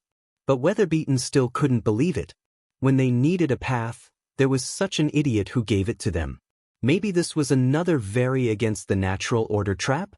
What was this person's name again? When the discussion group meeting started, it had been a while since Weather-beaten met Yi Xiaowu. Yi Xiaowu had said his name, but Weather-beaten didn't pay attention at that time. Moreover, he always had the habit of forgetting people's names, so he couldn't remember what that person's name was. Weather-beaten was very depressed. If this was really a chance, but he couldn't contact this person, then he would miss it. But he finally remembered that the person said that he would wait for him outside the dungeon. So active, Weather-beaten felt like it was a trap again. In the half an hour when everyone in the discussion group was considering whether to continue or give up, Weather-beaten was madly entangled with this question. In the end, he made a decision to believe it for the time being. Because although he couldn't understand that person's behavior, the other person's words were clear and logical, and he didn't seem like an idiot. He only privately communicated with level 1 hypothermia about this matter, and level 1 hypothermia also thought that there was no other way out. If they didn't want to give up, it was worth a try. When Weather-beaten confidently told everyone that he had a clue and could find the way, he was quite nervous. Not to mention the way, if they didn't see that guy at the door of the dungeon, then everything would be in vain. Weather-beaten didn't dare to tell everyone about this situation. If everyone knew that their hope was on such an inexplicable guy who suddenly appeared out of nowhere, it was estimated that half of the 31 people would withdraw. Weather-beaten shouldered everything by himself. Even if they didn't meet this person, they could dawdle and find the way by themselves. Looking at the situation of the assassination in Cloud City, at least this matter was still continuing, and they could still wait and see. He really didn't want to give up like this. Thinking about it was very heaven-defying, especially when Qianli got drunk. He wanted to grit his teeth. After being released from prison, Weatherbeaten saw the priest at a glance, and he let out a long sigh. But was this a trap? Weatherbeaten was still a bit uncertain. That was why he took this task on himself. Even if it was a trap, he would be one of them. He was ready to go all out. Otherwise, if everyone had followed this fellow here, he would have encircled everyone in one circle. He really wouldn't be able to explain himself to everyone who had gone through so much hardship. Are you interested in the second option I mentioned? Weatherbeaten's attitude changed after being released from prison. In the beginning, he didn't like to care about him in prison. Yi Xiaowu saw hope and was quite happy. It wasn't that he didn't have any desires. He was even more eager to be in harmony and get drunk. Wherever there was a chance, there would be his shadow. Where is the second path? Weatherbeaten asked. Do you have a map? Yi Xiaowu asked. Weatherbeaten shook his head. The coordinates are XXX, XXX. Yi Xiaowu said. Weatherbeaten obviously didn't know where it was. Even if someone came to Cloud City, they wouldn't know. Take me there. Weatherbeaten said. Now. Both of us. We can go take a look, but we can't leave. We need more people because it isn't easy to go there. Yi Xiaowu said. What do you mean? Weatherbeaten was instantly alert. It was just a path. Even if it wasn't easy, what could more people solve? It was as if he was trying to trick a few more people into going to their deaths. If it was the stage where everyone was level 60, this path wouldn't be a secret. Yi Xiaowu said. Weatherbeaten suddenly came to a realization. You're saying that this path passes through the level 60 training area? Yi Xiaowu nodded. That's why no one knows. It's not that players can't go to the level 60 training area, but it's too difficult to pass through it alive. Weatherbeaten understood. If that was the case, then there really was a need for more people. If there were enough players, then it wasn't impossible to pass through the level 60 area. Although level 60 monsters were 20 levels higher than the current players, ants could bite an elephant to death. If everyone piled up their meager damage, they could still kill level 60 monsters. In the beginning, there were many gold farming groups that had the idea of killing high-level monsters. They didn't want experience, they just wanted to drop high-level equipment and sell it for money. However, they later discovered that this business wasn't that good. First, they had to kill monsters that were higher level than them, so they needed a lot of people. Once there were more people, the money split between everyone would be less. Even if the equipment they got was more valuable, it wouldn't be much. More importantly, the method of getting rich by dropping equipment depended on luck. It wasn't like killing level 60 monsters would drop a ground full of level 60 equipment for you to use. If your luck was too bad, it was normal to lose everything in one night. Killing monsters to drop equipment for money was no different from buying the lottery and hoping for a big prize. The truly stable method of farming was to find a map that they could easily solo and rely on selling materials that were in high demand to earn money. Therefore, it wasn't that level 60 monsters were too high to kill. It was just that killing them took a lot of effort. Now that Frost and the others had gathered the elite strength of 31 cities, it was completely possible for them to push their way through a level 60 training area. I'll go with you to take a look first. Although he said that, Frost was still afraid that it was a trap. Sure. Yi Xiaowu grabbed a scroll and prepared to use it. Frost didn't hold back. The two teleported to Cloud City's neighbor, Night Moon City. Come with me. Yi Xiaowu brought Frost with him. Both of them had short legs, and they slowly walked towards Cloud City. Along the way, the levels of the players and monsters gradually increased, and the number of people gradually decreased. Frost became more and more convinced. At this moment, the monster in front of them was already a question mark with identify. Identifying a monster was different from identifying a player. If the player was 1 level higher, it would fail, but if the monster was 5 levels higher, it wouldn't be a problem. The monster in front of them was already a question mark. It was clearly above level 45. Should we continue? Yi Xiaowu asked. Frost and Frost looked around. There were still players leveling up and fighting monsters here, and most of them were solo leveling. This surprised Frost and Frost quite a bit. Fighting monsters above level was actually so common in Night Moon City. As expected of the main city with the toughest people, the players' combat quality was really high. The two of them didn't encounter any monsters along the way, mostly because the leveling players were constantly clearing them. They thought that they would have to be careful and avoid monsters when they were above level 45, but they were still being killed in waves. Yi Xiaowu looked at the lively scene in front of him, but his face was full of melancholy. When he heard Frost and Frost exclaim that the players of Night Moon City were amazing, he shook his head and said, "Efficiency leveling, haven't you heard of it?" Efficiency leveling? Frost and Frost froze when he heard this. Is it that thing that Drunk Qianli and the others came up with? Yi Xiaowu nodded. Didn't they do it in that city once and then there was no more news about it? Frost and Frost asked. I don't know the specifics.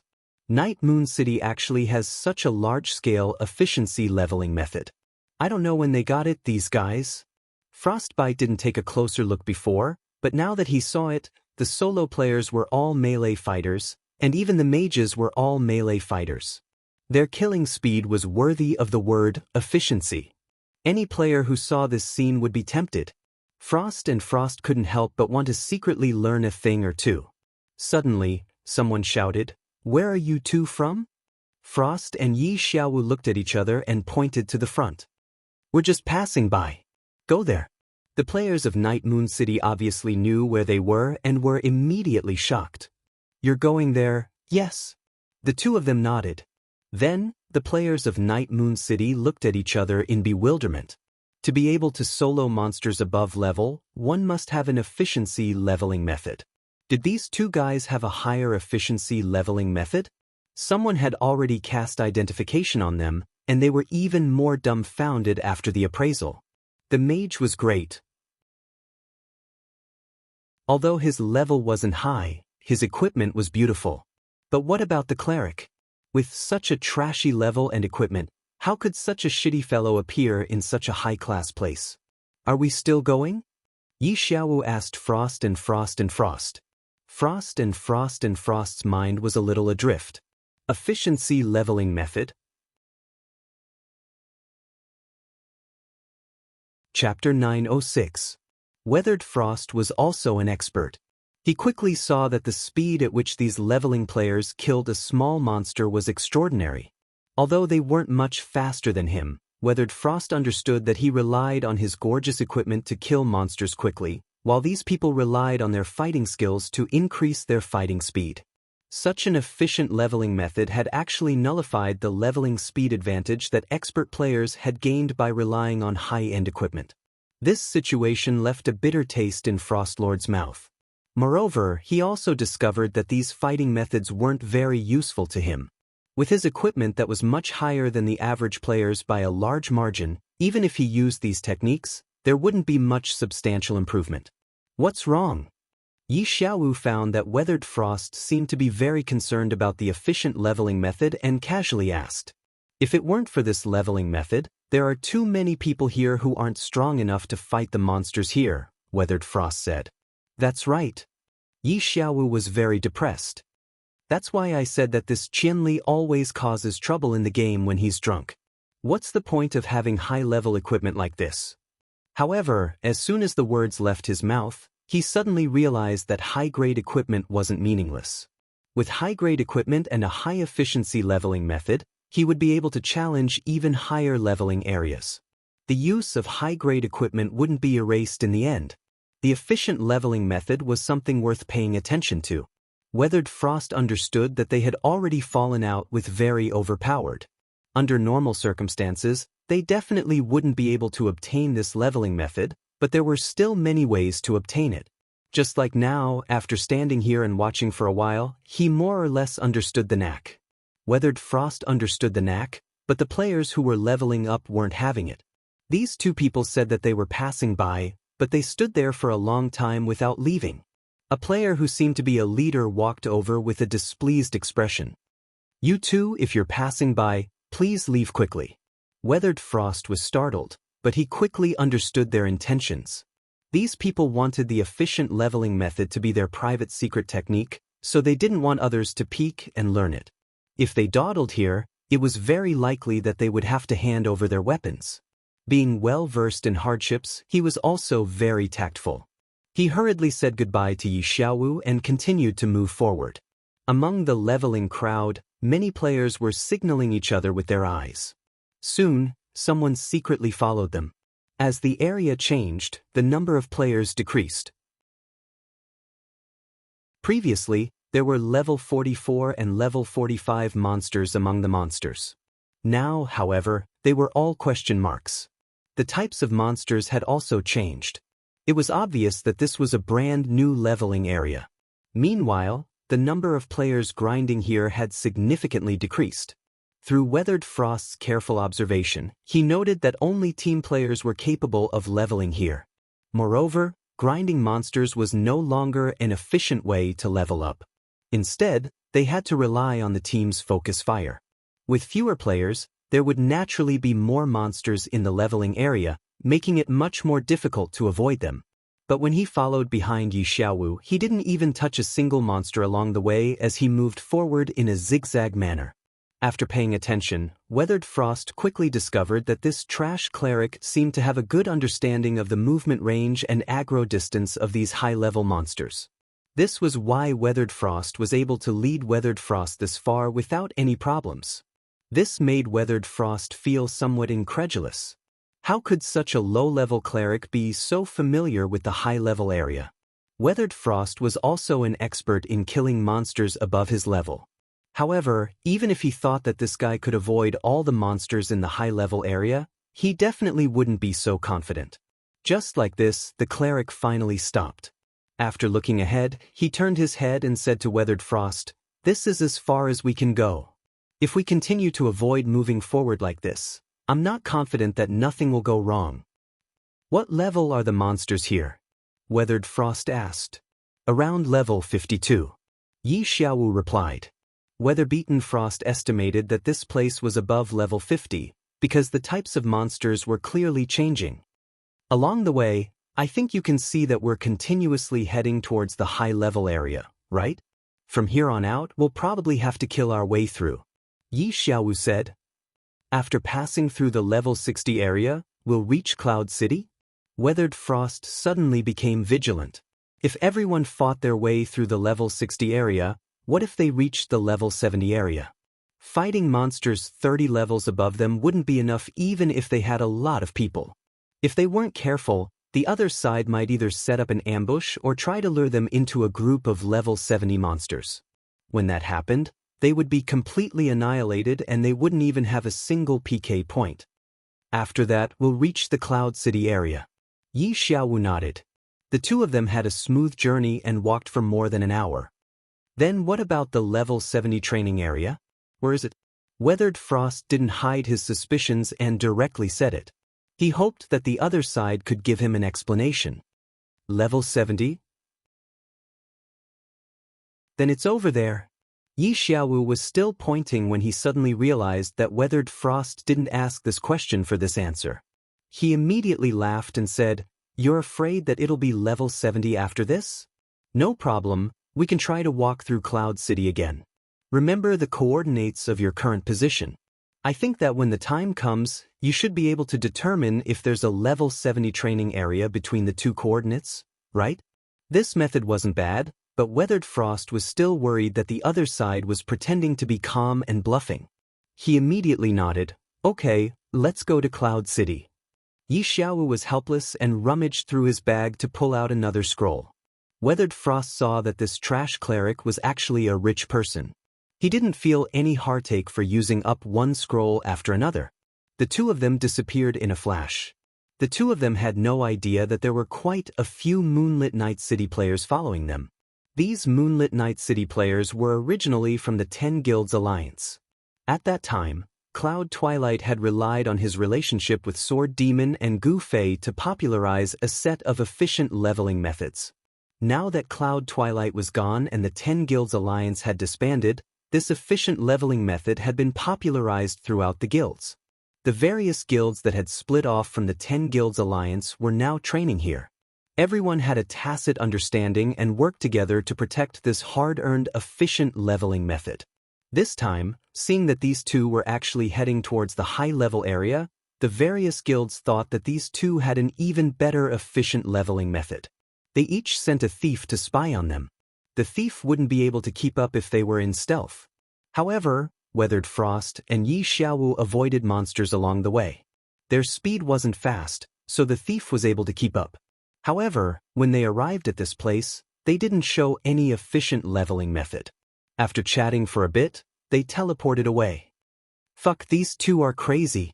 The thief in stealth spoke in the air and was immediately echoed by a bunch of people in the air. "Fuck, they walked so far. What the hell?" The thief brothers had worked hard to follow them for more than an hour, but in the end, they were left hanging here. They felt it was unfair. "Let's go back, let's go back." Someone removed stealth and prepared to go back to level as quickly as possible. In the end, a tragedy happened. In stealth, thieves could greatly reduce the chances of being discovered by monsters. At the very least, the aggro distance of the monsters would definitely be reduced by a lot. So, although they didn't exactly copy Yi Xiaowu's route, stealth allowed them to get closer to the monsters. However, as soon as they appeared and took a few steps back, the level 50 monster immediately revealed a sinister expression, called out to its friends, and pounced on them. Some of the more meticulous players realized that this was a high-level area and didn't even have time to warn them. Once the monster got too close, stealth would be useless. There was still a level difference. The pitiful tailing party was completely annihilated just like that. They didn't even have the chance to argue. Weathered Through Hardships followed Yi Xiaowu to Cloud City. He immediately changed into this luxurious outfit and went out into the streets in plain clothes. He repeated the previous 2 hours of sightseeing and sightseeing areas. In the end, he stopped at roughly the same level. At this point, Weathered Through Hardships no longer had any doubts. The distance between the two coordinates couldn't accommodate another large leveling area. Even if there really was a level 70 area, it would definitely be very small and nothing to worry about. "Now you can finally completely believe me, right?" Yi Xiaowu sighed. Just for this matter, he went back and forth for n hours. "Thank you, but I still want to know why you're helping us." Weathered Through Hardships said, "Once Qianli is drunk. As long as it's a plan to defeat him, I welcome anyone to contact me at any time." Yi Xiaowu said, "Oh." Weathered Through Hardships was like many others. At this time, he immediately thought that Yi Xiaowu, a trash cleric, was definitely killed by Qianli. The problem of the second route was really solved. Weathered Through Hardships felt comfortable all over. And during these several hours of rushing, he didn't idle. On one hand, he called his friends to inform them in advance that they might help him with an expedition, and on the other hand, he also learned about the work progress of other big shots. The assassination group had been formed yesterday. At this time, they had already infiltrated into Cloud City. The scrolls were all bought from In Chi's studio. This time, there really weren't any mistakes. The various assassination groups that arrived in Cloud City were still very safe. They were really very safe. They had already been in Cloud City for more than 3 hours, and there still hadn't been a single battle. The two eyes that In Sandpaper contacted recognized people. Following them everywhere was very tiring. Taverns, trading area, auction house, leveling area, guild building, vocational school, warehouse.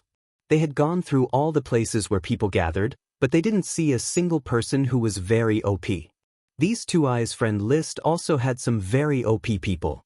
According to the two of them, none of them were online. The assassins didn't believe this. Could it be that the very OP people were really not online right now? In reality, the very OP people were not online. When they went offline to sleep yesterday, they were very OP free. Now that they woke up, the very OP people were all resting in bed. The assassination group ran around looking for a bunch of people who were not online. They kept wearing down their high morale. Each and every one of them laid in the tavern listlessly. They didn't want to go out anymore. "You push me, I push you." Their mantra was, "You go find people, I'll do the killing." What about recruiting more helpers? How is it? Weathered through hardships asked. Everyone is contacting each other. I've also called on my side. I can't specifically count the number of people. But this matter isn't urgent. Don't you want to observe the results of the assassination? How's the second route on your side? Low temperature asked. No problem. This problem was solved, and weathered through hardships felt refreshed. Oh. It's a little troublesome. This route has to go through the high-level leveling area. Weathered through hardships said. What level? Level 60. Oh, then if we have more people, we can deal with it. Low temperature said. To be honest, I don't even want to do the assassination anymore. Everyone gather people. Gather 10,000 people and Qianli will attack Cloud City. Cool. Weathered through hardships said. The assassination isn't going well. The very OP people aren't here. Everyone has been busy for 3 hours and we're getting a little impatient. Looking for people to kill from day to night, especially from a city with hundreds of thousands of people. It's really hard. Sandpaper wants to divide the people into groups. Everyone will take turns and wait for a chance to strike. Low temperature said. Weathered through hardships said. The city gates. There are only 4 gates. If most people want to go out to level, then there's only 1 gate. It's a place you have to pass through. Low temperature said. I'm just afraid that the other side wants to do the same. Weathered through hardships said. That's right. I feel like our movements have been completely seen through by the other side. They're always ahead of us and every time they set up a trap. Low temperature said. There's an expert. Weathered through hardships said. Who could it be? Low temperature said. It doesn't matter who it is. This kind of person, so what if he's level 0? Unless you can pull out his internet cable. Weathered through hardships said. Based on what you're saying, guarding the city gates won't be effective. Low temperature said. Let's see. If the one guarding is drunk Qianli, then what else is there to say? Weathered through hardships said. Weathered through hardships finally guessed the enemy's plan.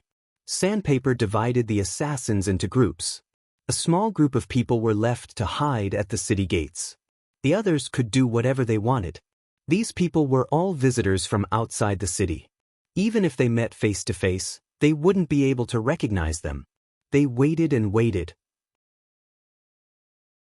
They didn't know how many groups of people they had to switch out. The only thing they couldn't switch out were the 2 eyes. The 2 eyes brother had taken quite a bit of advantage for this, to the point where everyone was jealous. Sandpaper was also a guy who stood from the beginning to the end. Assassination was a very heaven-defying operation. He hoped that he would be the first to fire. The sky was about to turn dark. Everyone's stomachs were growling and the 2 eyes were about to close. Finally, an extremely heaven-defying person had appeared. Drunk Qianli. The 2 eyes sent out the message at the same time. Sandpaper didn't need to mention how depressed he was. He had waited so long for someone, but it was actually this untouchable god of plague. Sandpaper didn't dare challenge this demon king. He could only listlessly give instructions in the channel, pretend we didn't see it. If you meet Qianli and get drunk, avoid him. This was the first rule of the assassination team's operation.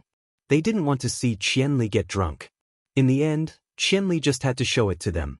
When he reached the city gate, he propped the Dark Knight Streamlight sword against the ground and stood there like a god guarding the gate.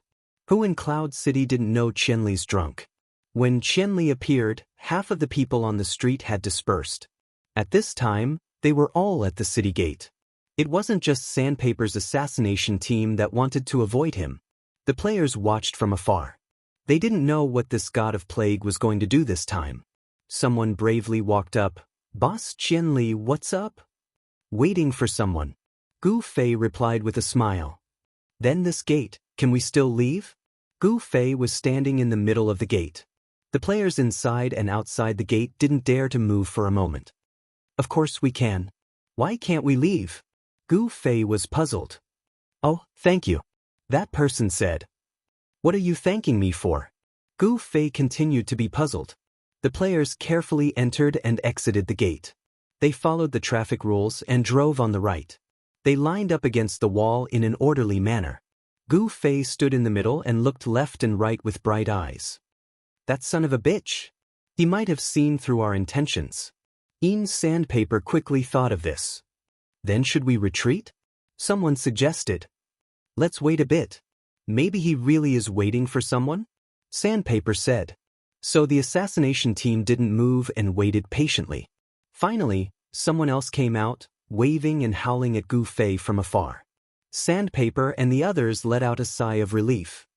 Fuck, he really is waiting for someone. Damn, he's still trying to pick up girls.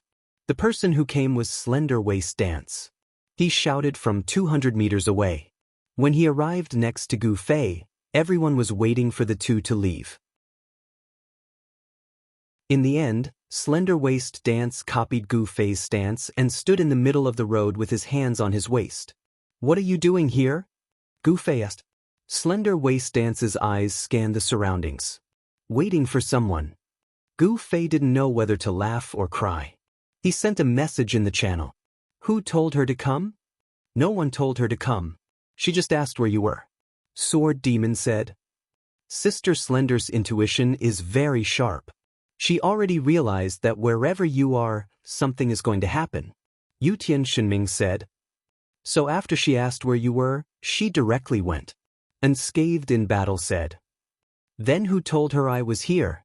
Gu Fei asked. The person who loves to peddle information. Yutian Shinming asked. I think I wrote a few points wrong on a post on the forum. I'm going to fix it. Brother, you disappeared. What's wrong with her coming? Sword Demon asked. She's too cruel. Gu Fei said. Did you hear that? He's saying that someone else is cruel and shameless. Han family young master seemed to be muttering to himself. Haha, that's the same as you saying he's shameless. Yutian Shinming once again caused trouble from his mouth. The channel was very quiet, very quiet. Attention, there's a suspicious person. The sudden situation saved Yutian Shinming's life. I see it. Gu Fei looked like he was just casually standing there, but the moment he stood there, he had already completely seen the distribution of players in the area.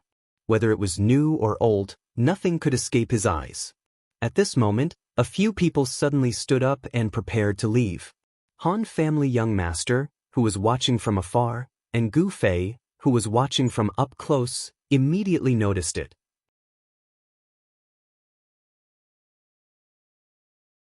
Chapter 907.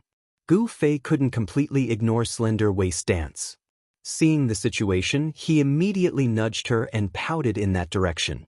There was originally a row of players' stalls over there, but now there were a few scattered players packing up and preparing to leave. Gu Fei was sure that this was a heaven-defying ambush. Of course, it was a bit rash. He was only suspicious of those who were currently moving. However, Slender Waist Dance was more direct. Gu Fei pointed and immediately pointed at the people who were packing up. Hey you guys, stop. They had been paying attention to this side. Otherwise, Gu Fei wouldn't have paid attention to them. When they heard Slender Waist Dance's shout, they panicked. They didn't even pack up properly and ran. Seeing this, Slender Waist Dance was even more certain of her judgment and ran. Gu Fei felt that this didn't mean anything. With Slender Waist Dance's bluff, 9 out of 10 people would panic. Stop, I'm talking to you. Why are you still running? I'm going to kill you. Slender Waist Dance chased and threatened. The other person ran even faster. However, no matter how fast he was, he couldn't be faster than Slender Waist Dance. He didn't run far before she caught up. Slender Waist Dance stabbed him. Seeing that he couldn't run anymore, he didn't want to die for nothing. He immediately pulled out his sword and slashed at Slender Waist Dance. The two of them started fighting. Slender Waist Dance's shout alerted the enemy. The other party immediately scattered. The other party was an agility class. Gu Fei and Slender Waist Dance were just 2 people. At most, they could each chase 1 person. Slender Waist Dance successfully caught up. Gu Fei relied on his powerful teleportation to catch up and overturn the other party. What are you doing? Gu Fei asked. He didn't want to kill normal players by mistake. Setting up a stall, the other party replied with a trembling voice. Gu Fei looked and realized that his question wasn't up to standard. Would the other party say, "I'm your enemy, come and kill me"? Slender Waist Dance laughed as she ran over. The guy she had caught up to had already been taken care of by her. Gu Fei was about to criticize her for being sloppy, but Slim Waist Dance had already despised him. "What are you asking? How can you ask like that?" Gu Fei was stunned, but Slim Waist Dance had already pushed him away. "Move aside, let me do it." "Where is Arabato?" Slim Waist Dance asked, staring at the player. "What's that?" Gu Fei didn't hear it clearly, and that guy was even more confused. Slender Waist Dance sneered, "You don't even know that? You must be a foreigner." With that said, she was ready to use her knife. The player's face was filled with despair. He had no intention of defending himself. Slender Waist Dance raised his hand, and with a swing of his blade, he was dealt with without any suspense. When he looked at the others, they had already disappeared without a trace. Gu Fei asked Slim Waist Dance, "What did you just say?"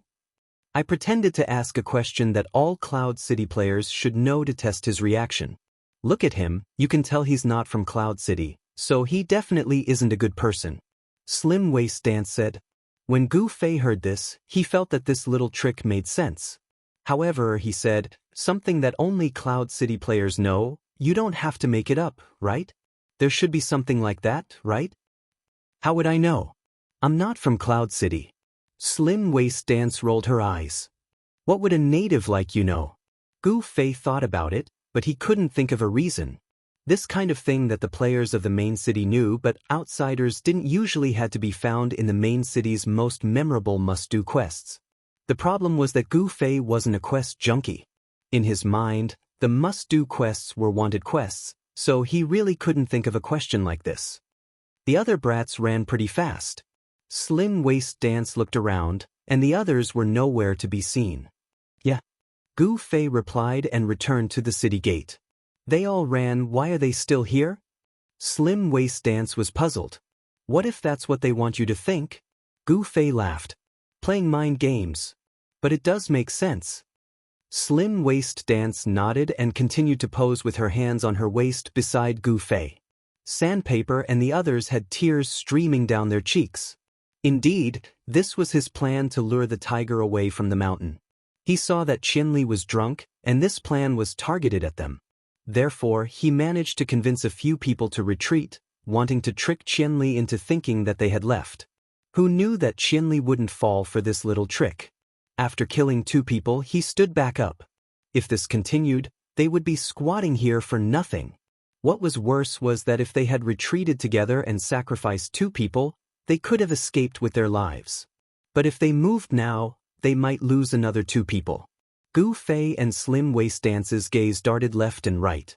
Many of the players who witnessed the scene were shocked. They didn't know what was going on. They only saw a few people pack up and leave, but these 2 people chased after them and killed them. What was the meaning of this? The players who were setting up stalls weren't allowed to leave today? They were going to be looked at to their heart's content? The players who were setting up stalls were all terrified. There were many people who knew Qianli, and many who had heard of Slim Waist Dance. These 2 were people that even big guilds had to think twice before dealing with. How could these poor businessmen dare to provoke them? At this moment, they all felt like they were sitting on pins and needles, looking at each other, not knowing what to do. After a while, some of the players who had set up the stall raised their hands weakly. Gu Fei saw this action, but he didn't care too much. He looked around and found that the guy was still raising his hand. Even Slim Waist Dance poked him. Hey, look, that guy's arm seems to be cramping. He's been raising it for a long time. Do you want to talk? Gu Fei suddenly realized something. Raising one's hand to talk? He was familiar with this. He was a teacher. Fellow, what do you want? Gu Fei almost went to ask this student what the problem was. Boss Qianli, I'm about to be disconnected from the internet. I have to go offline. Can I leave? After the other person was called out by Gu Fei, he nervously stood up to answer the teacher's question. Sure, why not? Do as you wish. Gu Fei said. The person was overjoyed. He packed up and was about to leave when Slim Waist Dance suddenly shouted, Wait! The person trembled. Everyone else's heart skipped a beat. Slim Waist Dance quickly walked in front of him. She pulled out a dagger and stared at him. Question. Ah. The person was so close to the beauty, but he wasn't in the mood to appreciate her beauty. Where is Arabato? Slim Waist Dance asked in a serious tone. The other person panicked.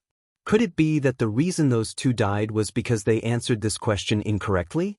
What was the meaning behind this question? Who the hell was Arubator? The person was so anxious that he was about to cry. Answer honestly. Slim Waist Dance said. You don't know? Why don't you know? Slim Waist Dance asked. I don't know, I really don't know. The other person was about to collapse. Okay, you can go. Slim Waist Dance's answer surprised him. He thought he had heard incorrectly. What? Go. Slim Waist Dance was no longer paying attention to him. The person was stunned. He turned his head back every 3 steps and left. He really couldn't figure out the meaning of this question. He didn't know what kind of answer the two who were killed gave. At this time, Slim Waist Dance had already returned to Gu Fei's side. How was it? Gu Fei didn't think much of it. He felt that under Slim Waist Dance's threat, too many people would fearfully give an answer of, I don't know. What effect could this have? If he wanted to use this method, he would have to find a reliable question. With this thought, Gu Fei quickly contacted Brother Yu. This kind of thing was too easy for Brother Yu. He quickly provided Gu Fei with a few answers that players who trained in Cloud City could not know. Gu Fei received it and looked at it. There were a total of 5 questions. He couldn't answer any of them. Sandpaper and the others, who hadn't found a chance to retreat, were also facing a great enemy. They saw this scene one after another. Sandpaper immediately came to a conclusion. Qianli was drunk and didn't recognize them, so he was using some kind of question to verify his identity. The guy just now passed the verification, so he easily left. As long as they knew the other party's verification method, they could just swagger out of this guy's face. To be able to pick us out of so many people, it seems like he asked the kind of question that only Cloud City players know the answer to. Sandpaper wasn't stupid. Ask Full Bloodlust and Heart Blade. They must have been asked just now. Someone reminded. Full Bloodlust and Heart Blade were the two who were killed just now. Idiot, why would they ask the same question? Sandpaper said. That was what he said, but at this time, someone had already asked the two of them in the channel. In the end, the two of them gave the same answer. Where is Arabato? And someone also gave an explanation for the same question. It's fine even if the question is the same, because they think we can't answer it. Fuck, aren't they looking down on us too much? Sandpaper was depressed. He really didn't know the answer to this question, and the channel was also blank, but he could ask for help outside. Sandpaper quickly sent a message back to his hometown, telling someone to immediately go offline to find the answer to this question. Is there anything that can't be found? Sandpaper was full of confidence. Since it was something that everyone in Cloud City knew, how could it not be found on the internet? In the end, after more than 10 minutes, someone who was sent offline hurriedly reported, No, really. We used all the search methods, but we can't even find the 4 words Arabato. Fuck, no wonder they asked this question. What the hell is this? Sandpaper was confused. But someone wanted to speak. Speak. Did we use the wrong words? The person said. Sandpaper came to a realization. This was an assembled noun. Who would know what 4 words it was? If the words were wrong, the search results would be quite bad. Unless it was a popular search, the smart search engine might be able to correct it, but this didn't seem to be the case. Otherwise, they would definitely be able to find it if they went offline. Did they even consider this kind of detail? Sandpaper gritted his teeth. Why don't we jump up and run? There are so many people, at most 2 will die, someone suggested. This reminded Sandpaper. He slapped his head. Fuck, stupid, we still need to go offline to check. Sandpaper looked left and right, then pointed at a player and said, Go and ask. What? Ask the person beside you. That person looked at the person beside him. It was a native of Cloud City and immediately came to a realization. This question didn't need to go offline to check. Since everyone in Cloud City knew, couldn't they just ask? This person immediately went to the native of Cloud City beside him. Hey brother, do you know where Arabato is? What? The person was confused. Where is Arabato? The other person frowned and shook his head. I'm not sure. Listen carefully, it's Arabato. This person was afraid that his accent was wrong, so he said each word clearly. I don't know. It can't be? I really don't know. What's there to lie about? The other person didn't know whether to laugh or cry. The player who asked the question was confused. He turned around and spread his hands at sandpaper. What's the situation? I don't know either. You don't know? Yes, I don't know. Sandpaper was thinking. After a while, he sneered. Fuck, so it was a test. Sandpaper said, this was a made-up question, but when we heard it, we thought it was a test. In the end, we couldn't pass it, so we gave ourselves away. Murderous intent, heart blade, that's what the two of you thought when you heard the question, right? Yes. The two of them answered in a muffled voice. People who had just lost a level wouldn't be in a good mood. That's why. Sandpaper smiled and raised his hand confidently like the guy from before. Gu Fei and Slim Waist Dance quickly saw it. This time, they didn't hesitate and immediately walked over. Excuse me, I want to leave, is that okay? Sandpaper smiled and acted naturally. He wasn't nervous at all. His subordinates worshipped him. Wait, I have a question. Slim Waist Dance said. Question? Sandpaper pretended to be confused. What is the level to trigger the full ice power quest issued by NPC Josh on East Fu Road? Slim Waist Dance asked. Sandpaper's fake blankness turned into real blankness.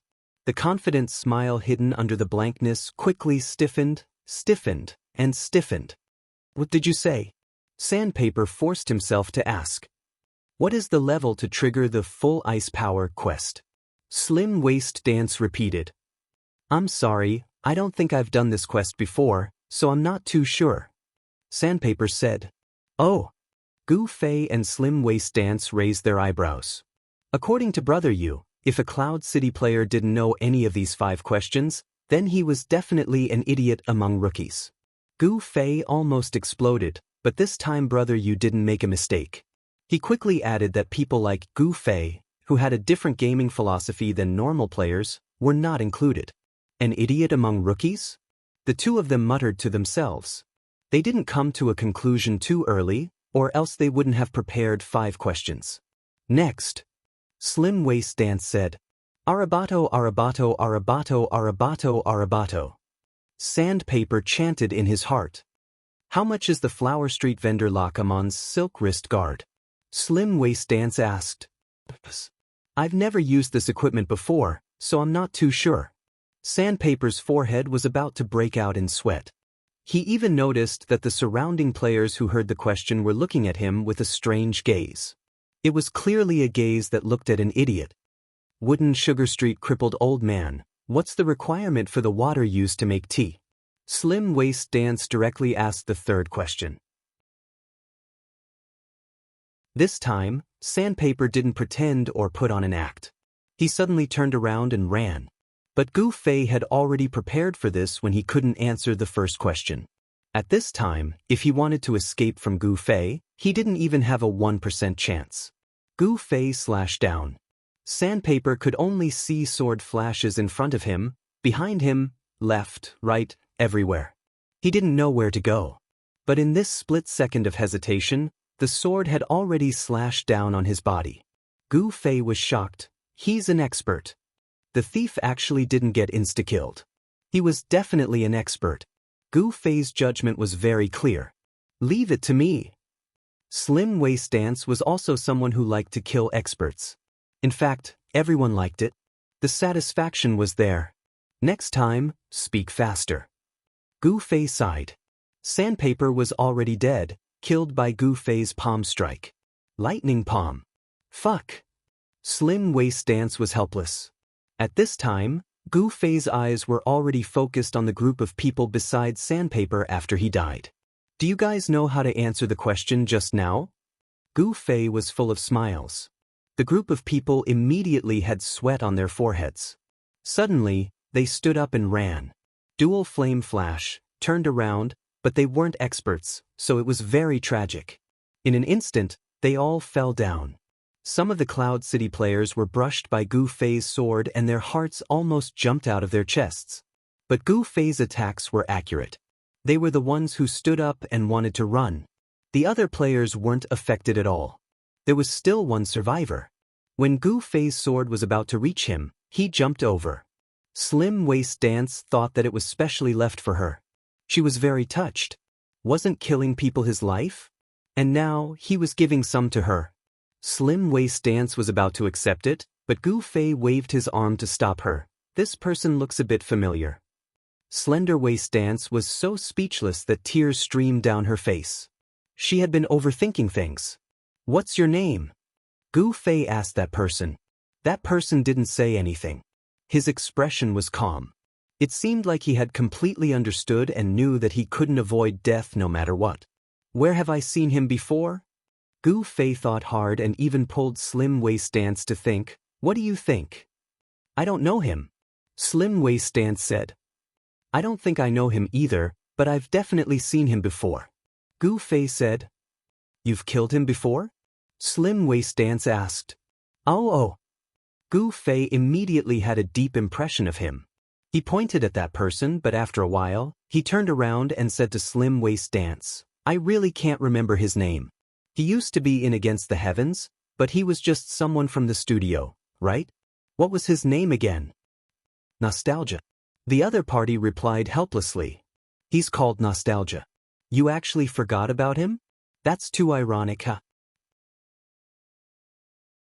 Slim Waist Dance laughed. Gu Fei awkwardly laughed and then looked at Nostalgia. Are there any other people from your studio? It seems like you won't tell me, right? Back in the dungeon, Gu Fei remembered someone saying that the people from this studio weren't afraid of death and that there was no point in chasing them down. As expected, Nostalgia didn't reply. Gu Fei was helpless. There was nothing he could do. Should we kill him? Slim Waist Dance asked. There's no point. Gu Fei repeated. There's no point in killing him or not, but I have nothing better to do. Slim Waist Dance went up and killed him. Too cruel. Gu Fei shook his head. The surrounding Cloud City players all cried in their hearts. Did you see that? Qianli was drunk and said that he was cruel.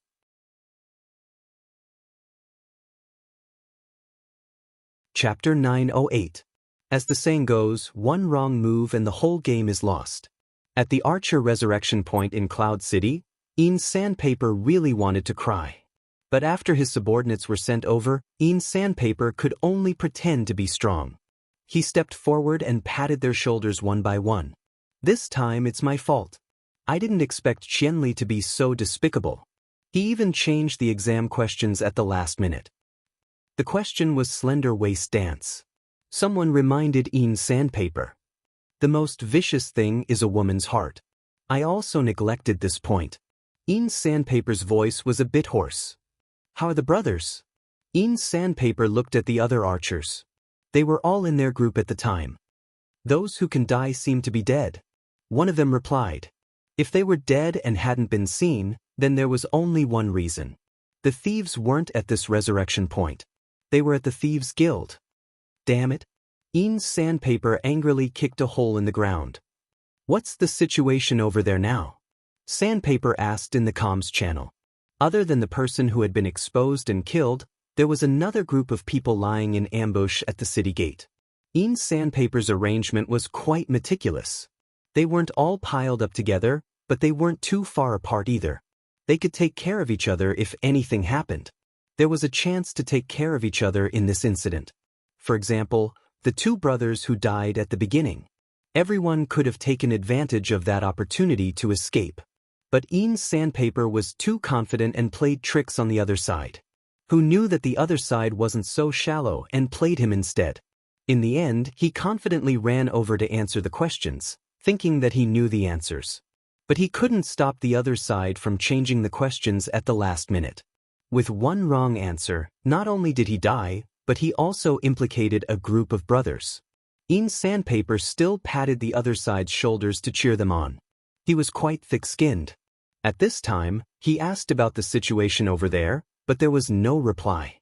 After a while, white light flashed and the third group was sent back. What happened? Ian's Sandpaper was startled. After witnessing their tragedy, he thought that this group wouldn't be stupid enough to answer the questions. At least they wouldn't lose their lives if they stayed still. Who would have thought that everyone would return so quickly? The archer who came back was very depressed. He spat on the ground. When Qianli was drunk, that guy shouted for the players to help monitor each other. Then he asked questions to see who didn't answer. We wanted to make up the numbers in the crowd, but the players in Cloud City were too disloyal. They immediately sold us out. Fuck, what the hell is this? What are you talking about? Sandpaper quickly stopped the man from continuing. This was Cloud City, and this guy was scolding the players of Cloud City. As a matter of fact, there were already several unfriendly gazes directed at him. Seeing that the other party didn't respond and left, Sandpaper breathed a sigh of relief and said, "It seems that we can't just sit back and wait. We have to change our plan. Why don't we go somewhere else?" Someone suggested. It would be best if we could split up and guard a few places where people gather, but the problem is that we don't have enough manpower. Although there are many assassins, there are only 2 eyes. Sandpaper sighed. But don't lose heart. There will always be a way. Sandpaper said as he left the resurrection point with the archers. As he was thinking about where to go next, he suddenly felt a pain behind him. Sandpaper shouted. There was an ambush outside the resurrection point. How could he forget such an old trick? It was too late for Sandpaper to react. A group of assassins had already appeared and surrounded the archers. In close combat, the archers had no chance of winning, even if they were an expert like Sandpaper. Who's the leader? Cloud Twilight asked majestically among the group of assassins. Sandpaper was startled, thinking that the other side wanted to negotiate. It's him. Work hard. He has something good to drop. Cloud Twilight pointed at Sandpaper. Ian's Sandpaper almost cried. There were some strange superstitions among the players that didn't make sense. For example, some people believed that killing monsters faster would increase the drop rate, while others believed that killing the last hit would increase the drop rate. These were all things that the game officials had openly declared to be nonsensical. However, the players turned a deaf ear to them and continued to enjoy it. The players also needed faith, but believing in the game company was a very shameful thing, so they created their own faith. Some people explained it this way. Cloud Twilight and his brothers also seemed to be people with faith. It seemed that their faith was that the target who worked hard during PvP would drop good items. Sandpaper had never heard of this saying. He only knew that after Cloud Twilight said this, at least 5 knives came stabbing at him. Sandpaper couldn't defend himself. He had just come out of the resurrection point, but in the blink of an eye, he went back in. Sandpaper regretted it. He really regretted it. If he hadn't registered when he came over this time, he would have been sent back to his hometown by Qianli's drunken stupor. At the very least, he could have avoided dying. Moreover, fuck. Sandpaper blurted out. He realized that he was currently barefoot. His boots had dropped. Apart from their weapons, the most important equipment for a marksman was a pair of boots that allowed them to move extremely quickly. Sandpaper's boots were obviously the best of the best, but now, they had abandoned him without hesitation. Cloud Twilight's selling tactics seemed to be very effective. He had already picked up the boots that Sandpaper had dropped. He looked at the attributes and laughed. He then took off his smelly shoes and walked 2 steps forward. He smiled at Sandpaper in the resurrection point and said, "Good shoes. Not bad." Sandpaper was about to go crazy, but his brothers quickly returned. They pulled Sandpaper, who was about to rush out. "Don't be provoked. You'll just die if you go out." Everyone took turns shouting in Sandpaper's ear. Cloud Twilight was extremely arrogant outside. "Are you going out? If not, we're leaving." As he said this, he waved his hand and the group swaggered out. Suddenly, Cloud Twilight reached into his pocket and threw something in. "Wear this. It's cold on the ground." Sandpaper almost spat out a mouthful of blood. It was a pair of straw sandals that couldn't be any more worn out. It wasn't a piece of equipment at all. It was probably the kind of worthless trash that monsters dropped. You could wear it, but if you wore it, even level 10 noobs would look down on you at the revival point for begging their brothers and sisters for money. One of the archers quickly kicked the straw sandals away, while another pulled out a pair of boots that could at least be considered equipment for Ian's sandpaper to deal with. Everyone had worried expressions on their faces as they comforted Ian's sandpaper. Even though they had died, those who had their equipment dropped were even more pitiful. They also knew how important these boots were to sandpaper. The archer shooting range was like this. The Thieves' Guild was basically repeating the same story. However, there wasn't someone as important as sandpaper there. The leader was Yun Xiang. She had a lot of people with different classes.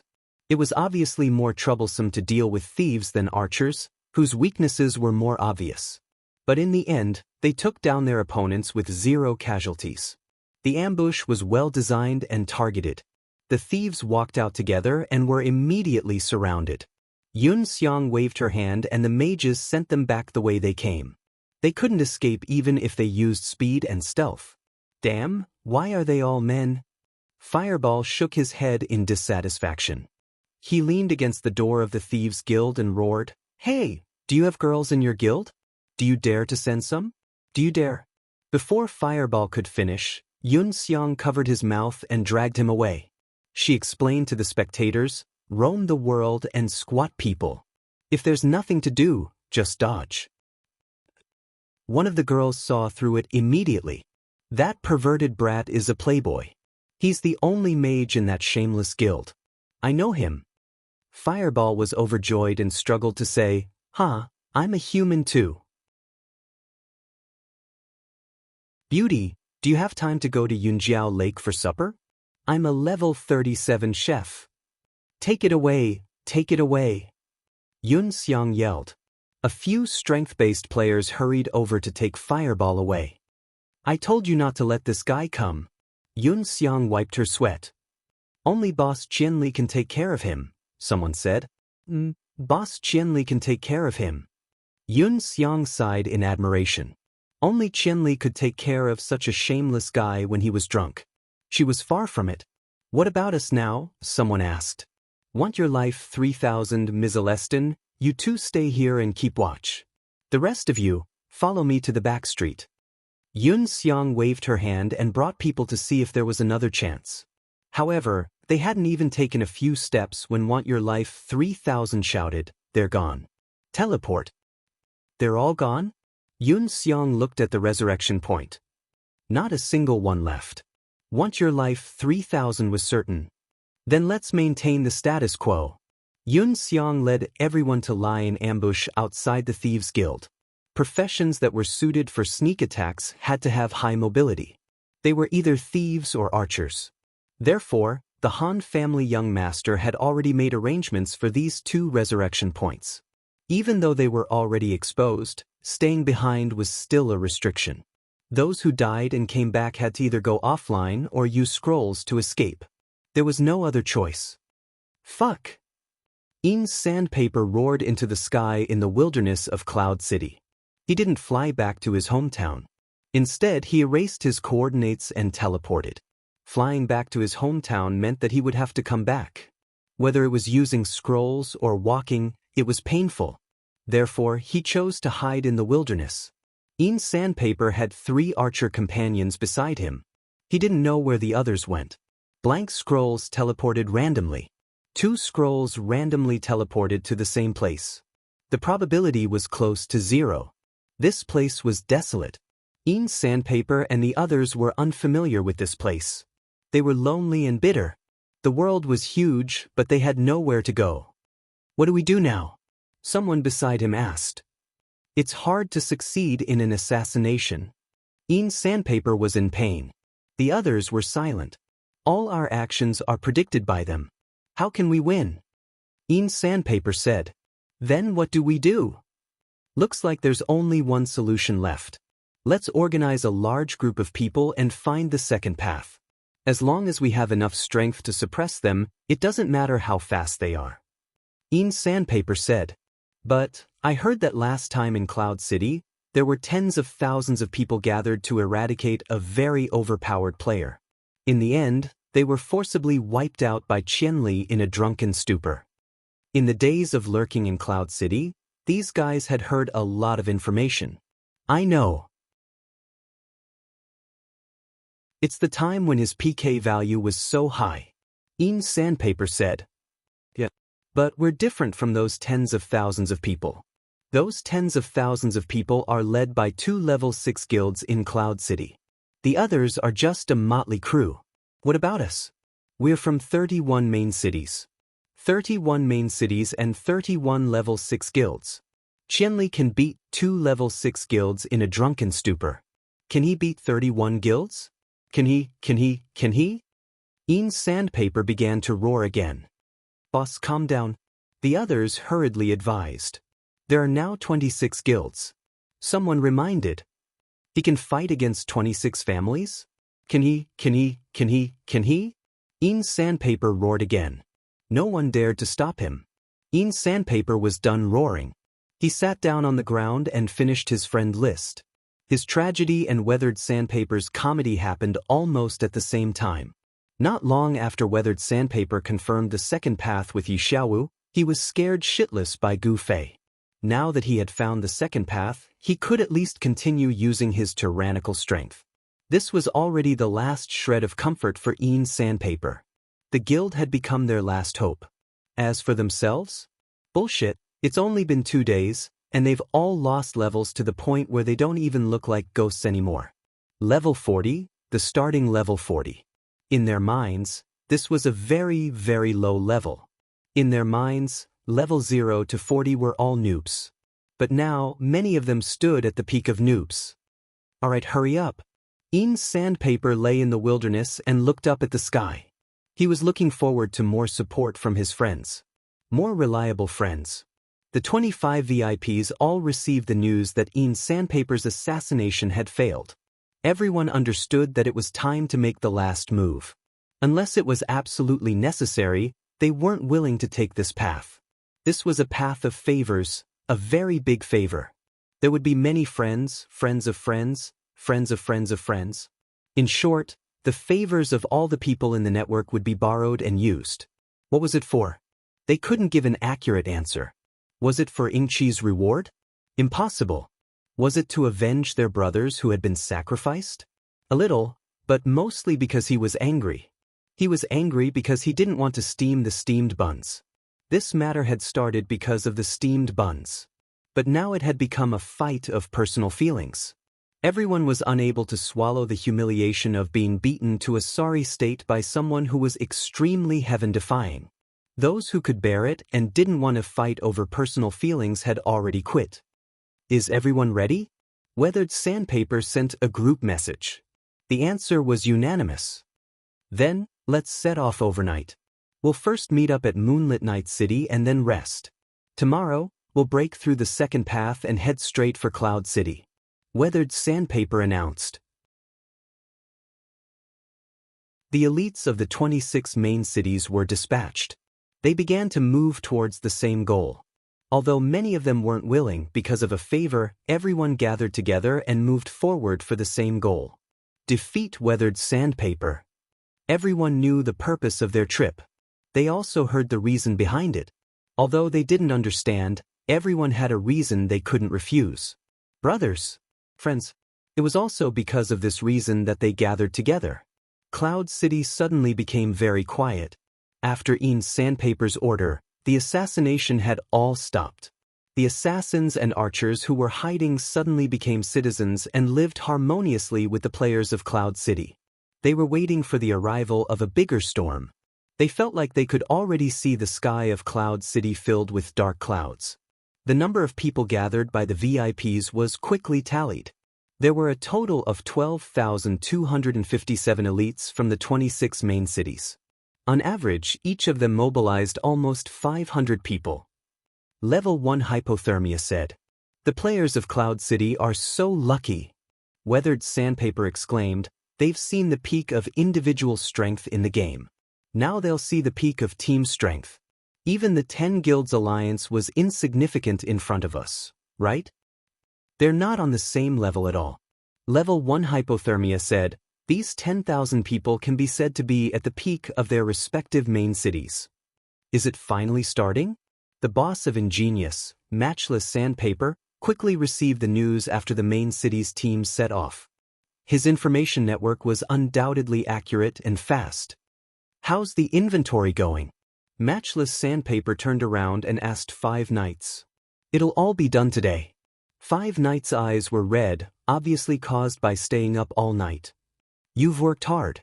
After this, everyone can have a good rest. Matchless Sandpaper said. Five Nights nodded, but there was still a trace of hesitation in his expression. What do you want to say? Matchless Sandpaper sensed it. This time, we've provoked a huge war between the main cities. It's inevitable that a large amount of equipment and resources will be sold out. However, it seems like we're not the only ones benefiting from this. All the studios can profit from this. Five Nights said. Matchless Sandpaper laughed. You're right, but there are 3 points that you didn't consider. First, this is our plan, of course we're the most prepared. Even if the other studios realized this and immediately started preparing, they're already one step behind us. Before such a large-scale dumping, a clear inventory is necessary. Otherwise, it'll be hard to verify if there's a shortfall. Second, we've won the trust of at least one of the two parties that are about to fight. We'll be their first consumer choice, and they're still suspicious of the other studios. Third, we'll be taking all the benefits, and the others won't get anything. This isn't good. As long as we take the majority of the benefits, we don't have to care too much. Our current situation isn't suitable to be hated by everyone in the industry. I see. After listening to Matchless Sandpaper's explanation, Five Nights finally understood. What about the other matter? How's it going? Matchless Sandpaper asked. Although Five Nights was tired, his expression was relaxed. It's going smoothly. We've already made some progress. Actually, if it wasn't for our information network running into trouble, we would have found them long ago. That's good. What about them forever? They're fine.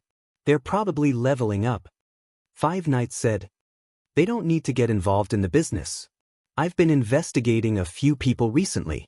When the time comes, you'll be in charge of them. Here's the list. Matchless Sandpaper passed to Five Nights.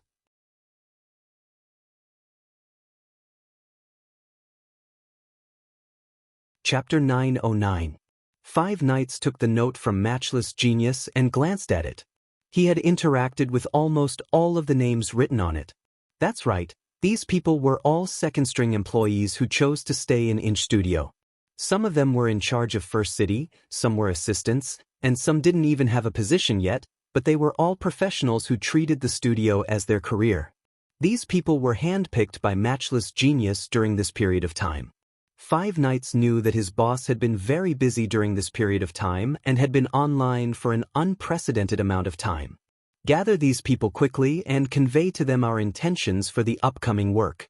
Let them make some preparations. Make the best use of the time to do an inventory. Matchless Genius instructed. Okay. Five Nights folded the note and put it in his pocket. After Five Nights left, Matchless Genius immediately called Eternal. There was no need for a face-to-face meeting. Matchless Genius had already made arrangements for Eternal. This was the final push to activate the plan. Eagle Group, an elite group that was built with their own money, there was no reason not to use them at this crucial time. Eternal received Matchless Genius's order and immediately gathered all the players in the group. They would be moving around together in the following period of time. Of course, they didn't need to walk to Cloud City. Because they had a source of information, they could completely grasp the movements of the 26 armies.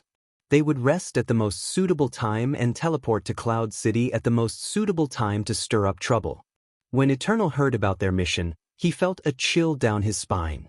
They didn't have a clear position in this attack. They were just there to stir shit up and make the situation as chaotic as possible.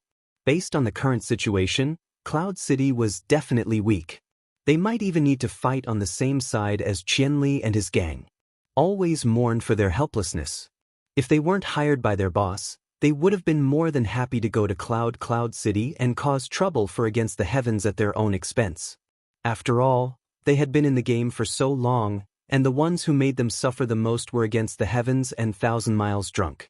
As a member of the Eagle Group, they were all eager for revenge. In Chi Studio, the 26 big shots that had persisted to the end had already set off. In contrast, Cloud City was extremely calm and tranquil.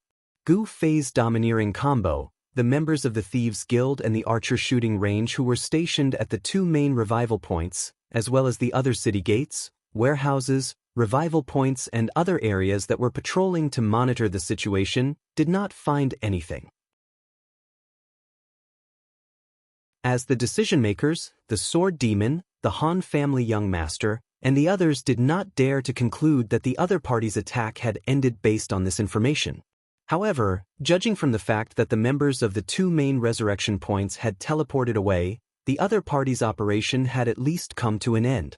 Even a blind man would be able to tell that they had made sufficient preparations. What would his opponent do next? Everyone knew that the current calm would only be temporary.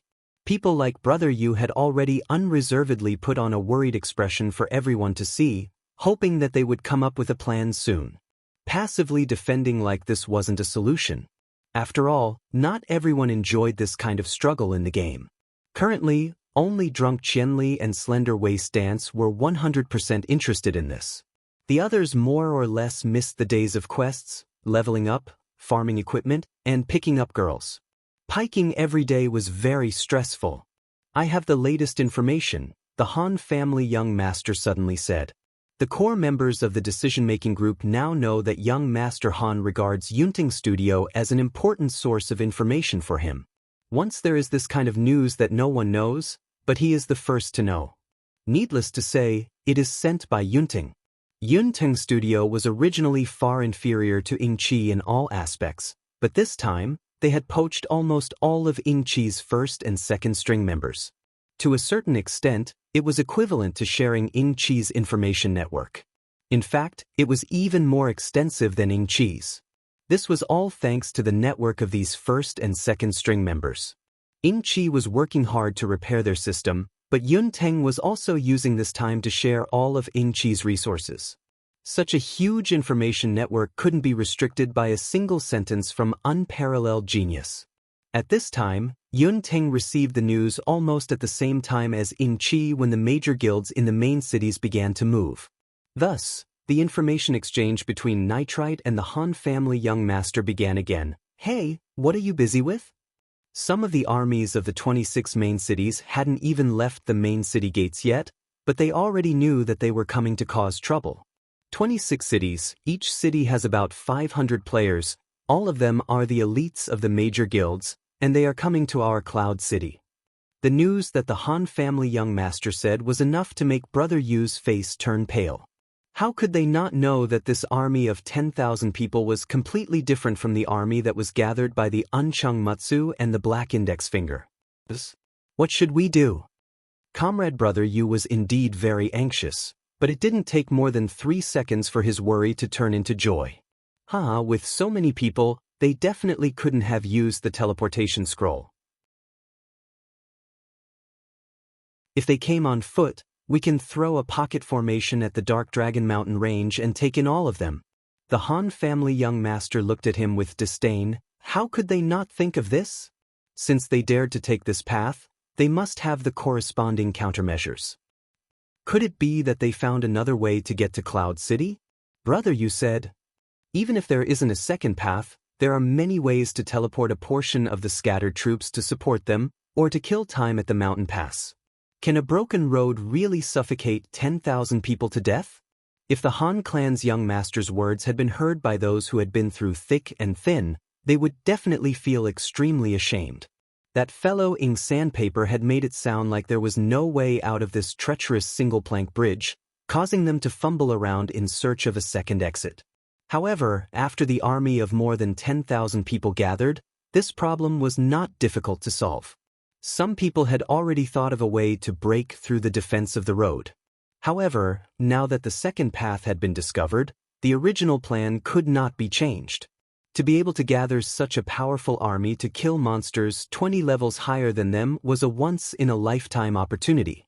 Just thinking about the experience, equipment, and so on, it was quite exciting. Then what do you think we should do?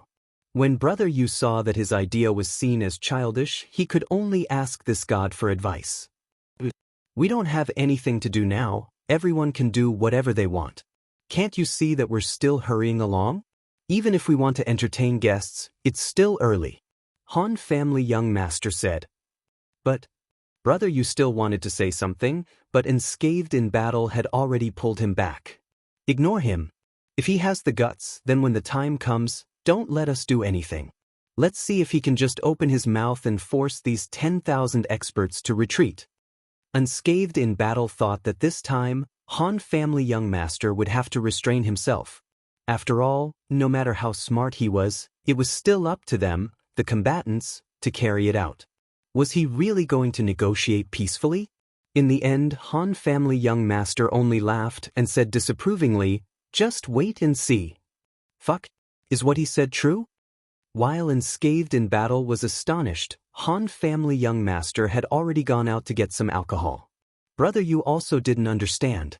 At this time, Gu Fei and Yutian Shenming weren't there, so Unscathed in Battle and Brother Yu could only look at the other person in the room in confusion, Sword Demon. Sword Demon also helplessly spread his hands, but didn't show confusion like the other two. Comrade Sword Demon, why do you trust this guy so much? Please answer. Unscathed in Battle casually grabbed a bottle of alcohol and used it as a microphone, and handed it to Sword Demon.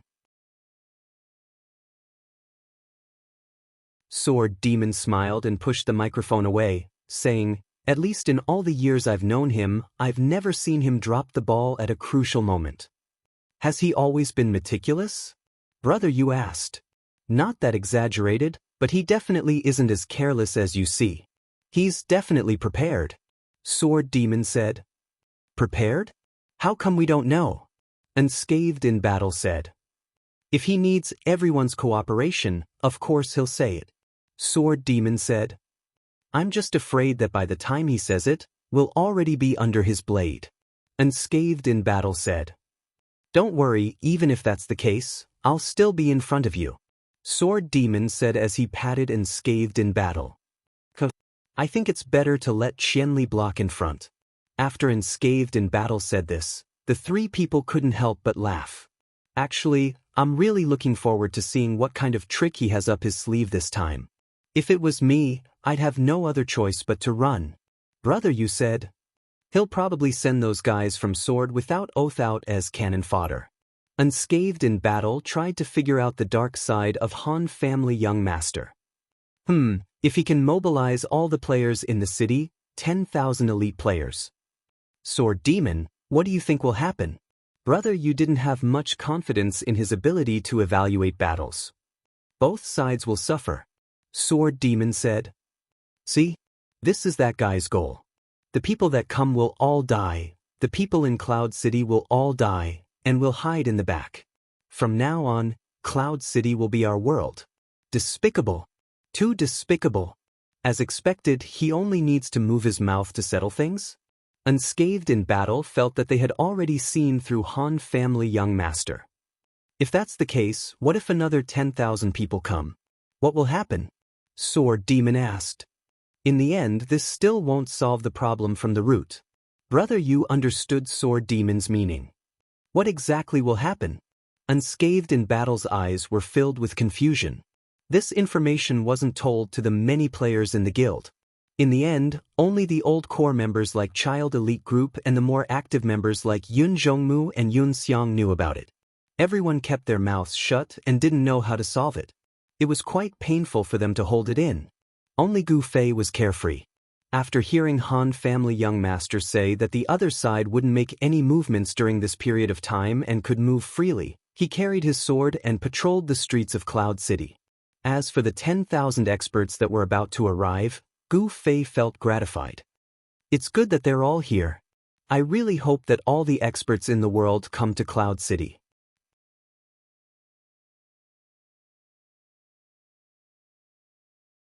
Chapter 9-10. Compared to Gu Fei's patience, some were more impatient, such as Slender Waist Dance. How long will it take for them to get here? Do you want to sleep? Do you have enough face? Go, go, go. Take the initiative to attack. Attack where? Gu Fei helplessly looked at the most restless person in the world. Even the biggest executioner, Apple Vinegar, kept a low profile. Killing people didn't mean that they were going to do it every day. Most people did it quietly, secretly, and day after day. Where are they? We are going to ambush them. Slender Waist Dance went to find Han family young master and the others. Everyone was touched by the passion shown by this very talented fellow. Although everyone knew that she wasn't contributing to the very talented, she was purely looking for trouble. They have been on the move for almost an hour. The furthest is Sky Edge City, which is about 11 cities away from Cloud City. Han family young master introduced. Sky Edge. Everyone sighed. 11 cities, based on the distance of 2 to 3 hours between each city, they wouldn't be able to finish the journey even if they walked for 24 hours. The closest city is Lingnan City, which is 6 cities away from Cloud City. Han family young master said. 6 cities isn't close either. It really wasn't easy for them to make this trip. I feel bad if I kill them too cruelly. Previously, Zhan Wushang had been worried about the arrival of the elite armies from the major cities. However, the moment he saw a beauty in front of him, he immediately put on a disdainful expression as if he was saying, "They're just ants. I can wipe them all out with one piss. Just tell us where we can intercept them now." Slender Waist Dance asked. All the teams are moving at about the same speed. We can only see the distance between the 2 cities. In comparison, Chi-E City is closer to Gust Wind City, so we should be able to meet a team there. Han family young master said. Hurry up and get the scrolls. Slender Waist Dance ordered Gu Fei. Where can I get it? Gu Fei rolled his eyes. I can get the scroll, said the Han family young master. Yes. Slim Waist Dance nodded in satisfaction, then looked around at the crowd. There are still 2 empty spots on the scroll. Who else wants to go? Yutian Shenming and Enscathed in Battle immediately took a step forward. Slender Waist Dance glanced at Enscathed in Battle. What are you doing out here? You're as slow as a turtle. Stand back. Unscathed in Battle had tears streaming down his face, while Yutian Shenming was proud of himself. In terms of speed, apart from Gu Fei and Yutian Shenming, there were only 2 other people present, Sword Demon and Cloud Twilight. I'll go. Sword Demon said to Cloud Morning. Oh. Cloud Morning didn't have any objections. Originally, he wanted to say something like, Boss Sword Demon will stay at the back, I'll go. But he knew that his battle strength wasn't on the same level as Sword Demon's. If the 2 of them fought to go and Slender Waist Dance complained about them, then it would be very embarrassing. Seeing Enscathed in Battle's sad expression, Cloud Morning backed down. Come with me to get the scrolls. The Han family young master led the way out. Keep in touch. If you need any new scrolls, I'll think of a way. As he watched the 4 of them teleport away, the Han family young master said one last thing. After a few steps, he ran into Brother Yu. Brother Yu flew up to him. This is your plan? You want to take them down one by one before they gather their strength? Brother Yu looked at him as if he was an idiot again. You think the 4 of them can take down 500 people? Asked the Han family young master. They can create some pressure, right? Especially Qianli, said Brother Yu. That's a pity, we don't have 26 Qianli, said the Han family young master. Brother Yu understood what the Han family young master meant. Maybe Gu Fei alone could create pressure for this road, but before this road was completely harassed, the other 25 roads might have already reached Cloud City. Without this road, the impact wouldn't be too big. Then it's a personal decision. You're thinking too much, said the Han family young master. Gust Wind City. The 4 of them teleported and didn't waste any time. They immediately asked for directions to Chi-E City. Then, the 4 of them went on their way and created trouble for the other party. Yutian, follow closely. Gu Fei reminded Yutian Shenming not to get lost in an unfamiliar place. Aya, you're so annoying. Yutian Shenming was depressed. He sent a private message to Gu Fei. This is a sensitive topic.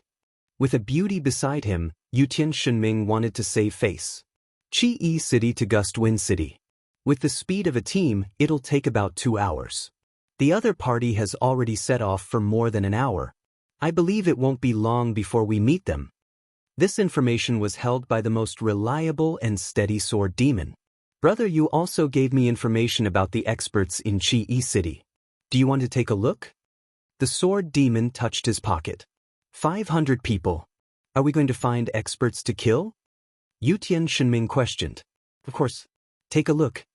Gu Fei asked the sword demon. This is a list of all the top experts in Qi City. They might not be among these 500 people. The sword demon showed the list to Gu Fei. Let me see. Gu Fei took the list with one hand and took out the wanted license with the other. Hurry up. Slender Waist Dance urged him. They were very familiar with this kind of cooperation. Gu Fei was the signpost and she was the killer. Slender Waist Dance was very satisfied with her role. This won't do. Gu Fei tried one after another. There's no PK value. The people in this city don't have any passion. There's one. Gu Fei finally got one. He looked at the coordinates and reported it. The sword demon compared it to their feet and shook his head. I'm afraid it's not in the formation. From the distance, it should be in Qi City. What a pity. Gu Fei shook his head and continued to try. On Brother Yu's list were the 20 highest leveled players in Qi City. After Gu Fei's test, there were a total of 4 with PK value. 2 of them were in Qi City, while the other 2 were in the direction of Gale City. Both of them were extremely close to each other, so it was obvious that they were part of this long-range army. Only 2 out of 20 people. Gu Fei was not satisfied with this ratio. Summon a guard.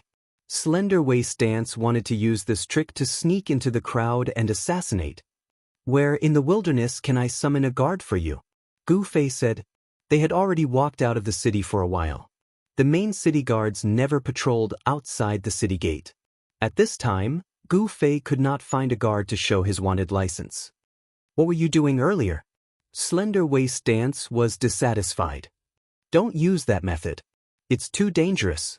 Besides, you've already used it on them. Maybe they're already on guard. Besides, it's normal for there to be 2 guards in the city. If it's outside the city, then it's very strange. Sword Demon had heard of the function of Gu Fei's license and Slender Waist Dance's technique. At this time, he knew Slender Waist Dance's intentions.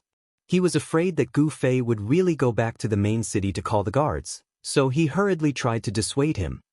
Such a high-level expert, even Yutian can't insta-kill him, right? Gu Fei asked. Yutian Shenming wanted to save face. He really didn't want to admit that he couldn't insta-kill him, but the problem was that he couldn't insta-kill him. Don't talk about experts, even players over level 40 couldn't insta-kill him. He didn't have any overpowered equipment, and was just a gorgeous expert at the top of the leaderboards. Insta-killing players of the same level wasn't that scary. Sigh, his attack power is low and he gets lost easily. You can carry the bag from behind. Gu Fei said. Yutian Shenming's cheeks were streaming with tears. Comparing oneself to others was really infuriating. In fact, how was his attack power low? But in front of these 3 people, he was indeed very small. Gu Fei and Slender Waist Dance's cross-leveled equipment and Sword Ghoul's cross-leveled skills allowed these 3 to have the ability to instantly kill enemies. In this current team, Yutian Shenming was at the back. Leader, if you don't have any other orders, then we'll directly attack. Gu Fei said to Slender Waist Dance. This attack was Slender Waist Dance's idea, and the team was also built by her. As a result, along the way, she considered herself to be the leader. Go! Slender Waist Dance waved her hand. Don't. Let's make a plan. Sword Demon hurriedly stopped her. If it was Cloud Twilight, then he would probably just pull out his sword. I like this style. Go. What's the point of planning with the 4 of us? Slender Waist Dance was impatient. We can attack from 4 directions. Oh no, 3 directions with different levels of attacks. At least they won't be able to deal with us just by defending one direction. Sword Demon said. Yutian, grow up. Listen, you've destroyed 4 directions into 3. Can you even go one by yourself? Gu Fei said. Fuck, let's go. Yutian Shinming's blood was boiling and he immediately rushed out. What are you going back to the city for? The 3 of them were immediately speechless. 3 directions, then 3 directions. I'll go in one direction with Yutian. The kind sword demon pulled Yutian Shinming to his side. Gu Fei looked at them. In terms of strength, he felt that sword demon was above slender waist dance. Moreover, he was cautious and steady, not as rash as slender waist dance, which made him feel at ease. As for Yutian Shinming, although his attacks weren't overpowered, he had a lot of experience. Moreover, he could advance and retreat freely from a distance, so the risk wasn't high. For the most reasonable arrangement, Gu Fei felt that Sword Demon and Slender Waist Dance should be in a group that needed to be close, so they could take care of each other. He and Yutian Shinming would each go in one direction. But in reality, it was impossible for Yutian Shinming to go in one direction in such an unfamiliar place. If he and Slender Waist Dance were to team up, one would be rash, and the other would also be rash with a beauty. If there was an accident, it would probably be a buy one get one free combo. Looking at it this way, it would be better for him and Sword Demon to team up. As for Slender Waist Dance, be careful. Gu Fei patted her. If there's danger, come and save me, Slender Waist Dance said. I'm not going in the same direction as you, Gu Fei said. You still have to come. If you do, you'll die. Then take revenge. That's for sure. Gu Fei nodded. It's here. Yutian Shinming shouted and pointed at his pair of eagle eyes. Gu Fei glanced at him and took out his binoculars. There was no reason not to borrow them. Yutian Shinming was in tears. Was his last bit of value in this team taken away?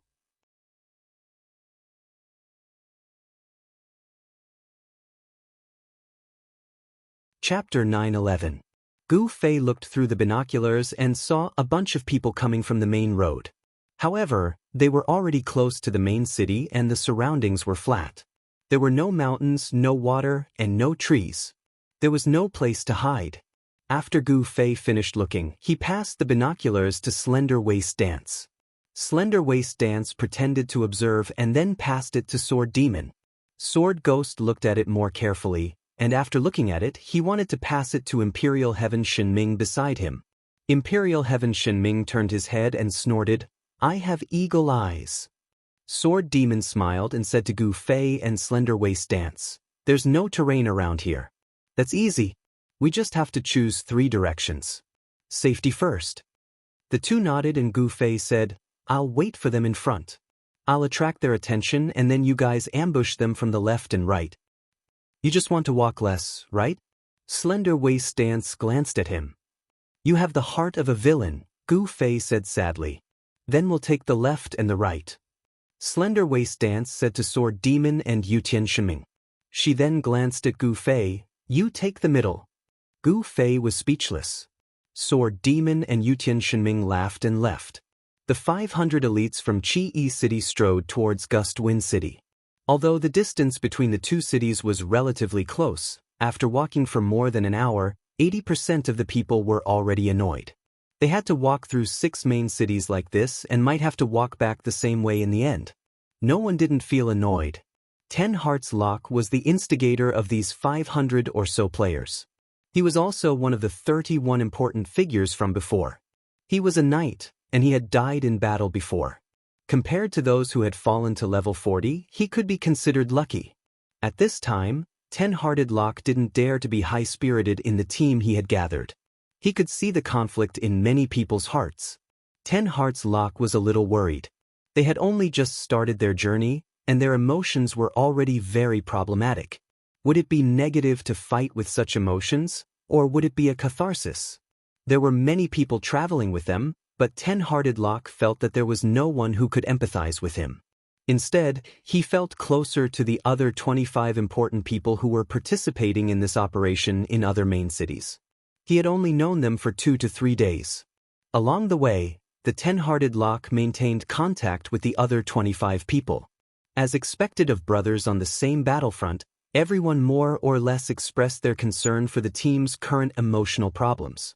A portion of them were worried that it would affect the outcome of the battle. There were also some who were worried that after doing such a strenuous and unrewarding thing, they would be respected by others in the future. Everything had its pros and cons. At this time, the thoughts of the big shots were becoming more and more profound. The team continued to move forward. From time to time, there would be a gust of wind in Gust Wind City, causing the foreigners to curse. Some of them did not give Ten Hearts Lock any face. Ten Hearts Lock did not say anything, so he pretended not to hear anything. Along the way, they met many Gust Wind City players. When another figure appeared in front of them, no one paid much attention to it. Everyone continued to curse as they walked. Ten Hearts Lock did not pay much attention to it. His mind was not on the road. While walking with the team, he talked to the big shots of the other main cities in private chat. 10 hearts, 10 hearts. A brother beside him suddenly called out. This was a good friend of Ten Hearts Lock who had participated in the previous 2 operations with him. He had also lost a level because of this. Because of this, Ten Hearts Lock was a little embarrassed to face him, especially when he followed them without any hesitation. Ten Hearts Lock felt like he was avoiding the disaster that he had caused. What's wrong? Ten Hearts Lock immediately responded when he heard his brother calling out to him. There's something wrong with that guy. This brother was a marksman, so he was naturally stronger than Ten Hearts Lock's knight. Which guy? Ten Hearts Lock did not even look ahead. That one, standing on the main road. The brother gestured. There was a small figure standing on the main road in the distance. With Ten Hearts Lock's eyesight, this was the situation. What's wrong? Ten Hearts Lock asked. Black Robe Wizard. The brother only said 4 words, but it was enough for Ten Hearts Lock. These 4 words were enough for him to think of another 4 words. Qianli is drunk. No way. Ten Hearts Lock was a little surprised. I think it's very likely, the brother said. During the 2 operations of the big shots, only a small number of people actually came into contact with Gu Fei. However, through the efforts of those who came into contact with him, the terror was already deeply rooted in people's hearts. In everyone's minds, if 100 people saw Qianli drunk, they would have to take a detour, or else they would lose 29 levels. Why 29? That was only because when Qianli was drunk, he was also worried that he would be attacked by the guards when he reached 30. If it wasn't for this restriction, even 100 people would be dead. Who wouldn't be afraid of such power? However, there were 500 people in front of him. Ten Hearts Lock calmed down a little. The 500 of them did not have a unified leader at the moment. Logically speaking, the team was gathered by Ten Hearts Lock. They were here because of him, so there was no problem with him being the leader. However, Ten Hearts Lock's personality was more gentle. He felt that he had troubled everyone and let them down by doing something like this. He was even more embarrassed to be the leader. If he, the rightful person, didn't stand up for them, how could the others do so? Anyway, they were in a hurry right now. It didn't matter if there was such a person, so he temporarily put it aside. In the end, when he found someone suspected to be Qianli drunk, Ten Hearts Lock hurriedly went to find a few of the more powerful people in the team. What? The experts in the team heard Ten Hearts Lock's words and froze. That one. A master archer also raised his eagle eye to take a closer look and confirmed. Black Robe, Wizard, they don't seem to be wrong. However, it's too early to say that Qianli is drunk. I can't even see his face. I'm just giving everyone a heads up. Ten Hearts Lock said. Is Qianli really that scary when he's drunk? We have 500 experts. Someone said. Scary. Ten Hearts Lock nodded. He didn't play dumb at all. Then let's confirm his identity first. Someone suggested. Do you know anyone who's drunk Qianli? Ten Hearts Lock patted his archer brother. That person nodded, jumped out of the team, and sped forward. Be careful. Ten Hearts Lock added a spiritual blessing to this brother. He was worried that this brother wouldn't return. Don't worry. I just need to see his face clearly. Why would I go so close? The brother wasn't too worried. Archers weren't too worried when facing any profession.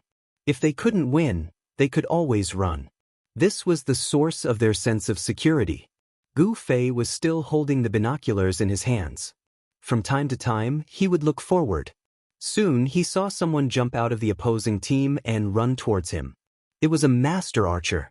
Gu Fei thought about it and understood what the other person was thinking. Thus, he turned around. Fuck! Although the master archer brother couldn't see the face clearly, he could see the person's movements. The other person actually turned around. This was a very normal movement, but he couldn't see the face. Someone in the 500 people also noticed this phenomenon. That guy has his back turned, the master archer said. He doesn't want people to see his face? Could it really be Qianli's drunk? 10 Hearts Lock said. Wouldn't he think too much if he just turned around? Someone said. Thus, 10 Hearts Lock messaged his brother and told him to confirm the target. The master archer brother started to go in a big circle. If he wanted to see the face from afar, he had to go to the front. Thus, when he turned around, he discovered in grief and indignation that the other person had turned around again. He clearly didn't want him to see the face. He turned around again. Someone in the 500 people shouted. This isn't a coincidence, right? Everyone didn't just see this person turn around. At the same time, they saw him turn around and the detection shooter circling to his front. It really is Qianli's drunk. 10 Hearts Lock decided. How do we deal with him? The others all looked at 10 Hearts Lock. From their perspective, 10 Hearts Lock had experience fighting him. It's 500 people. No matter how strong he is, can he kill all 500 of us? There would never be a lack of people who thought this way. At this moment, there was no lack of such voices. 500 people? 10 Hearts Lock was in pain. 100 people definitely wouldn't be able to take him down. 200 people might be a problem, but what about 500 experts? 10 Hearts Lock was at a loss. He hadn't tried it before, so he didn't know. He didn't dare to guarantee anything. He had no confidence at all. 10 Hearts, everyone is here for this matter. Just say the word and no one will object, a good friend of 10 Hearts Lock said. Okay. 10 Hearts Lock nodded. What I mean is that we should focus on defense. Focus on defense? 500 people against one person? Someone was immediately puzzled. Of course, it was the player who had expressed doubt about the 500 people being worried about Qianli's drunk. Shut up. Listen to 10 Hearts.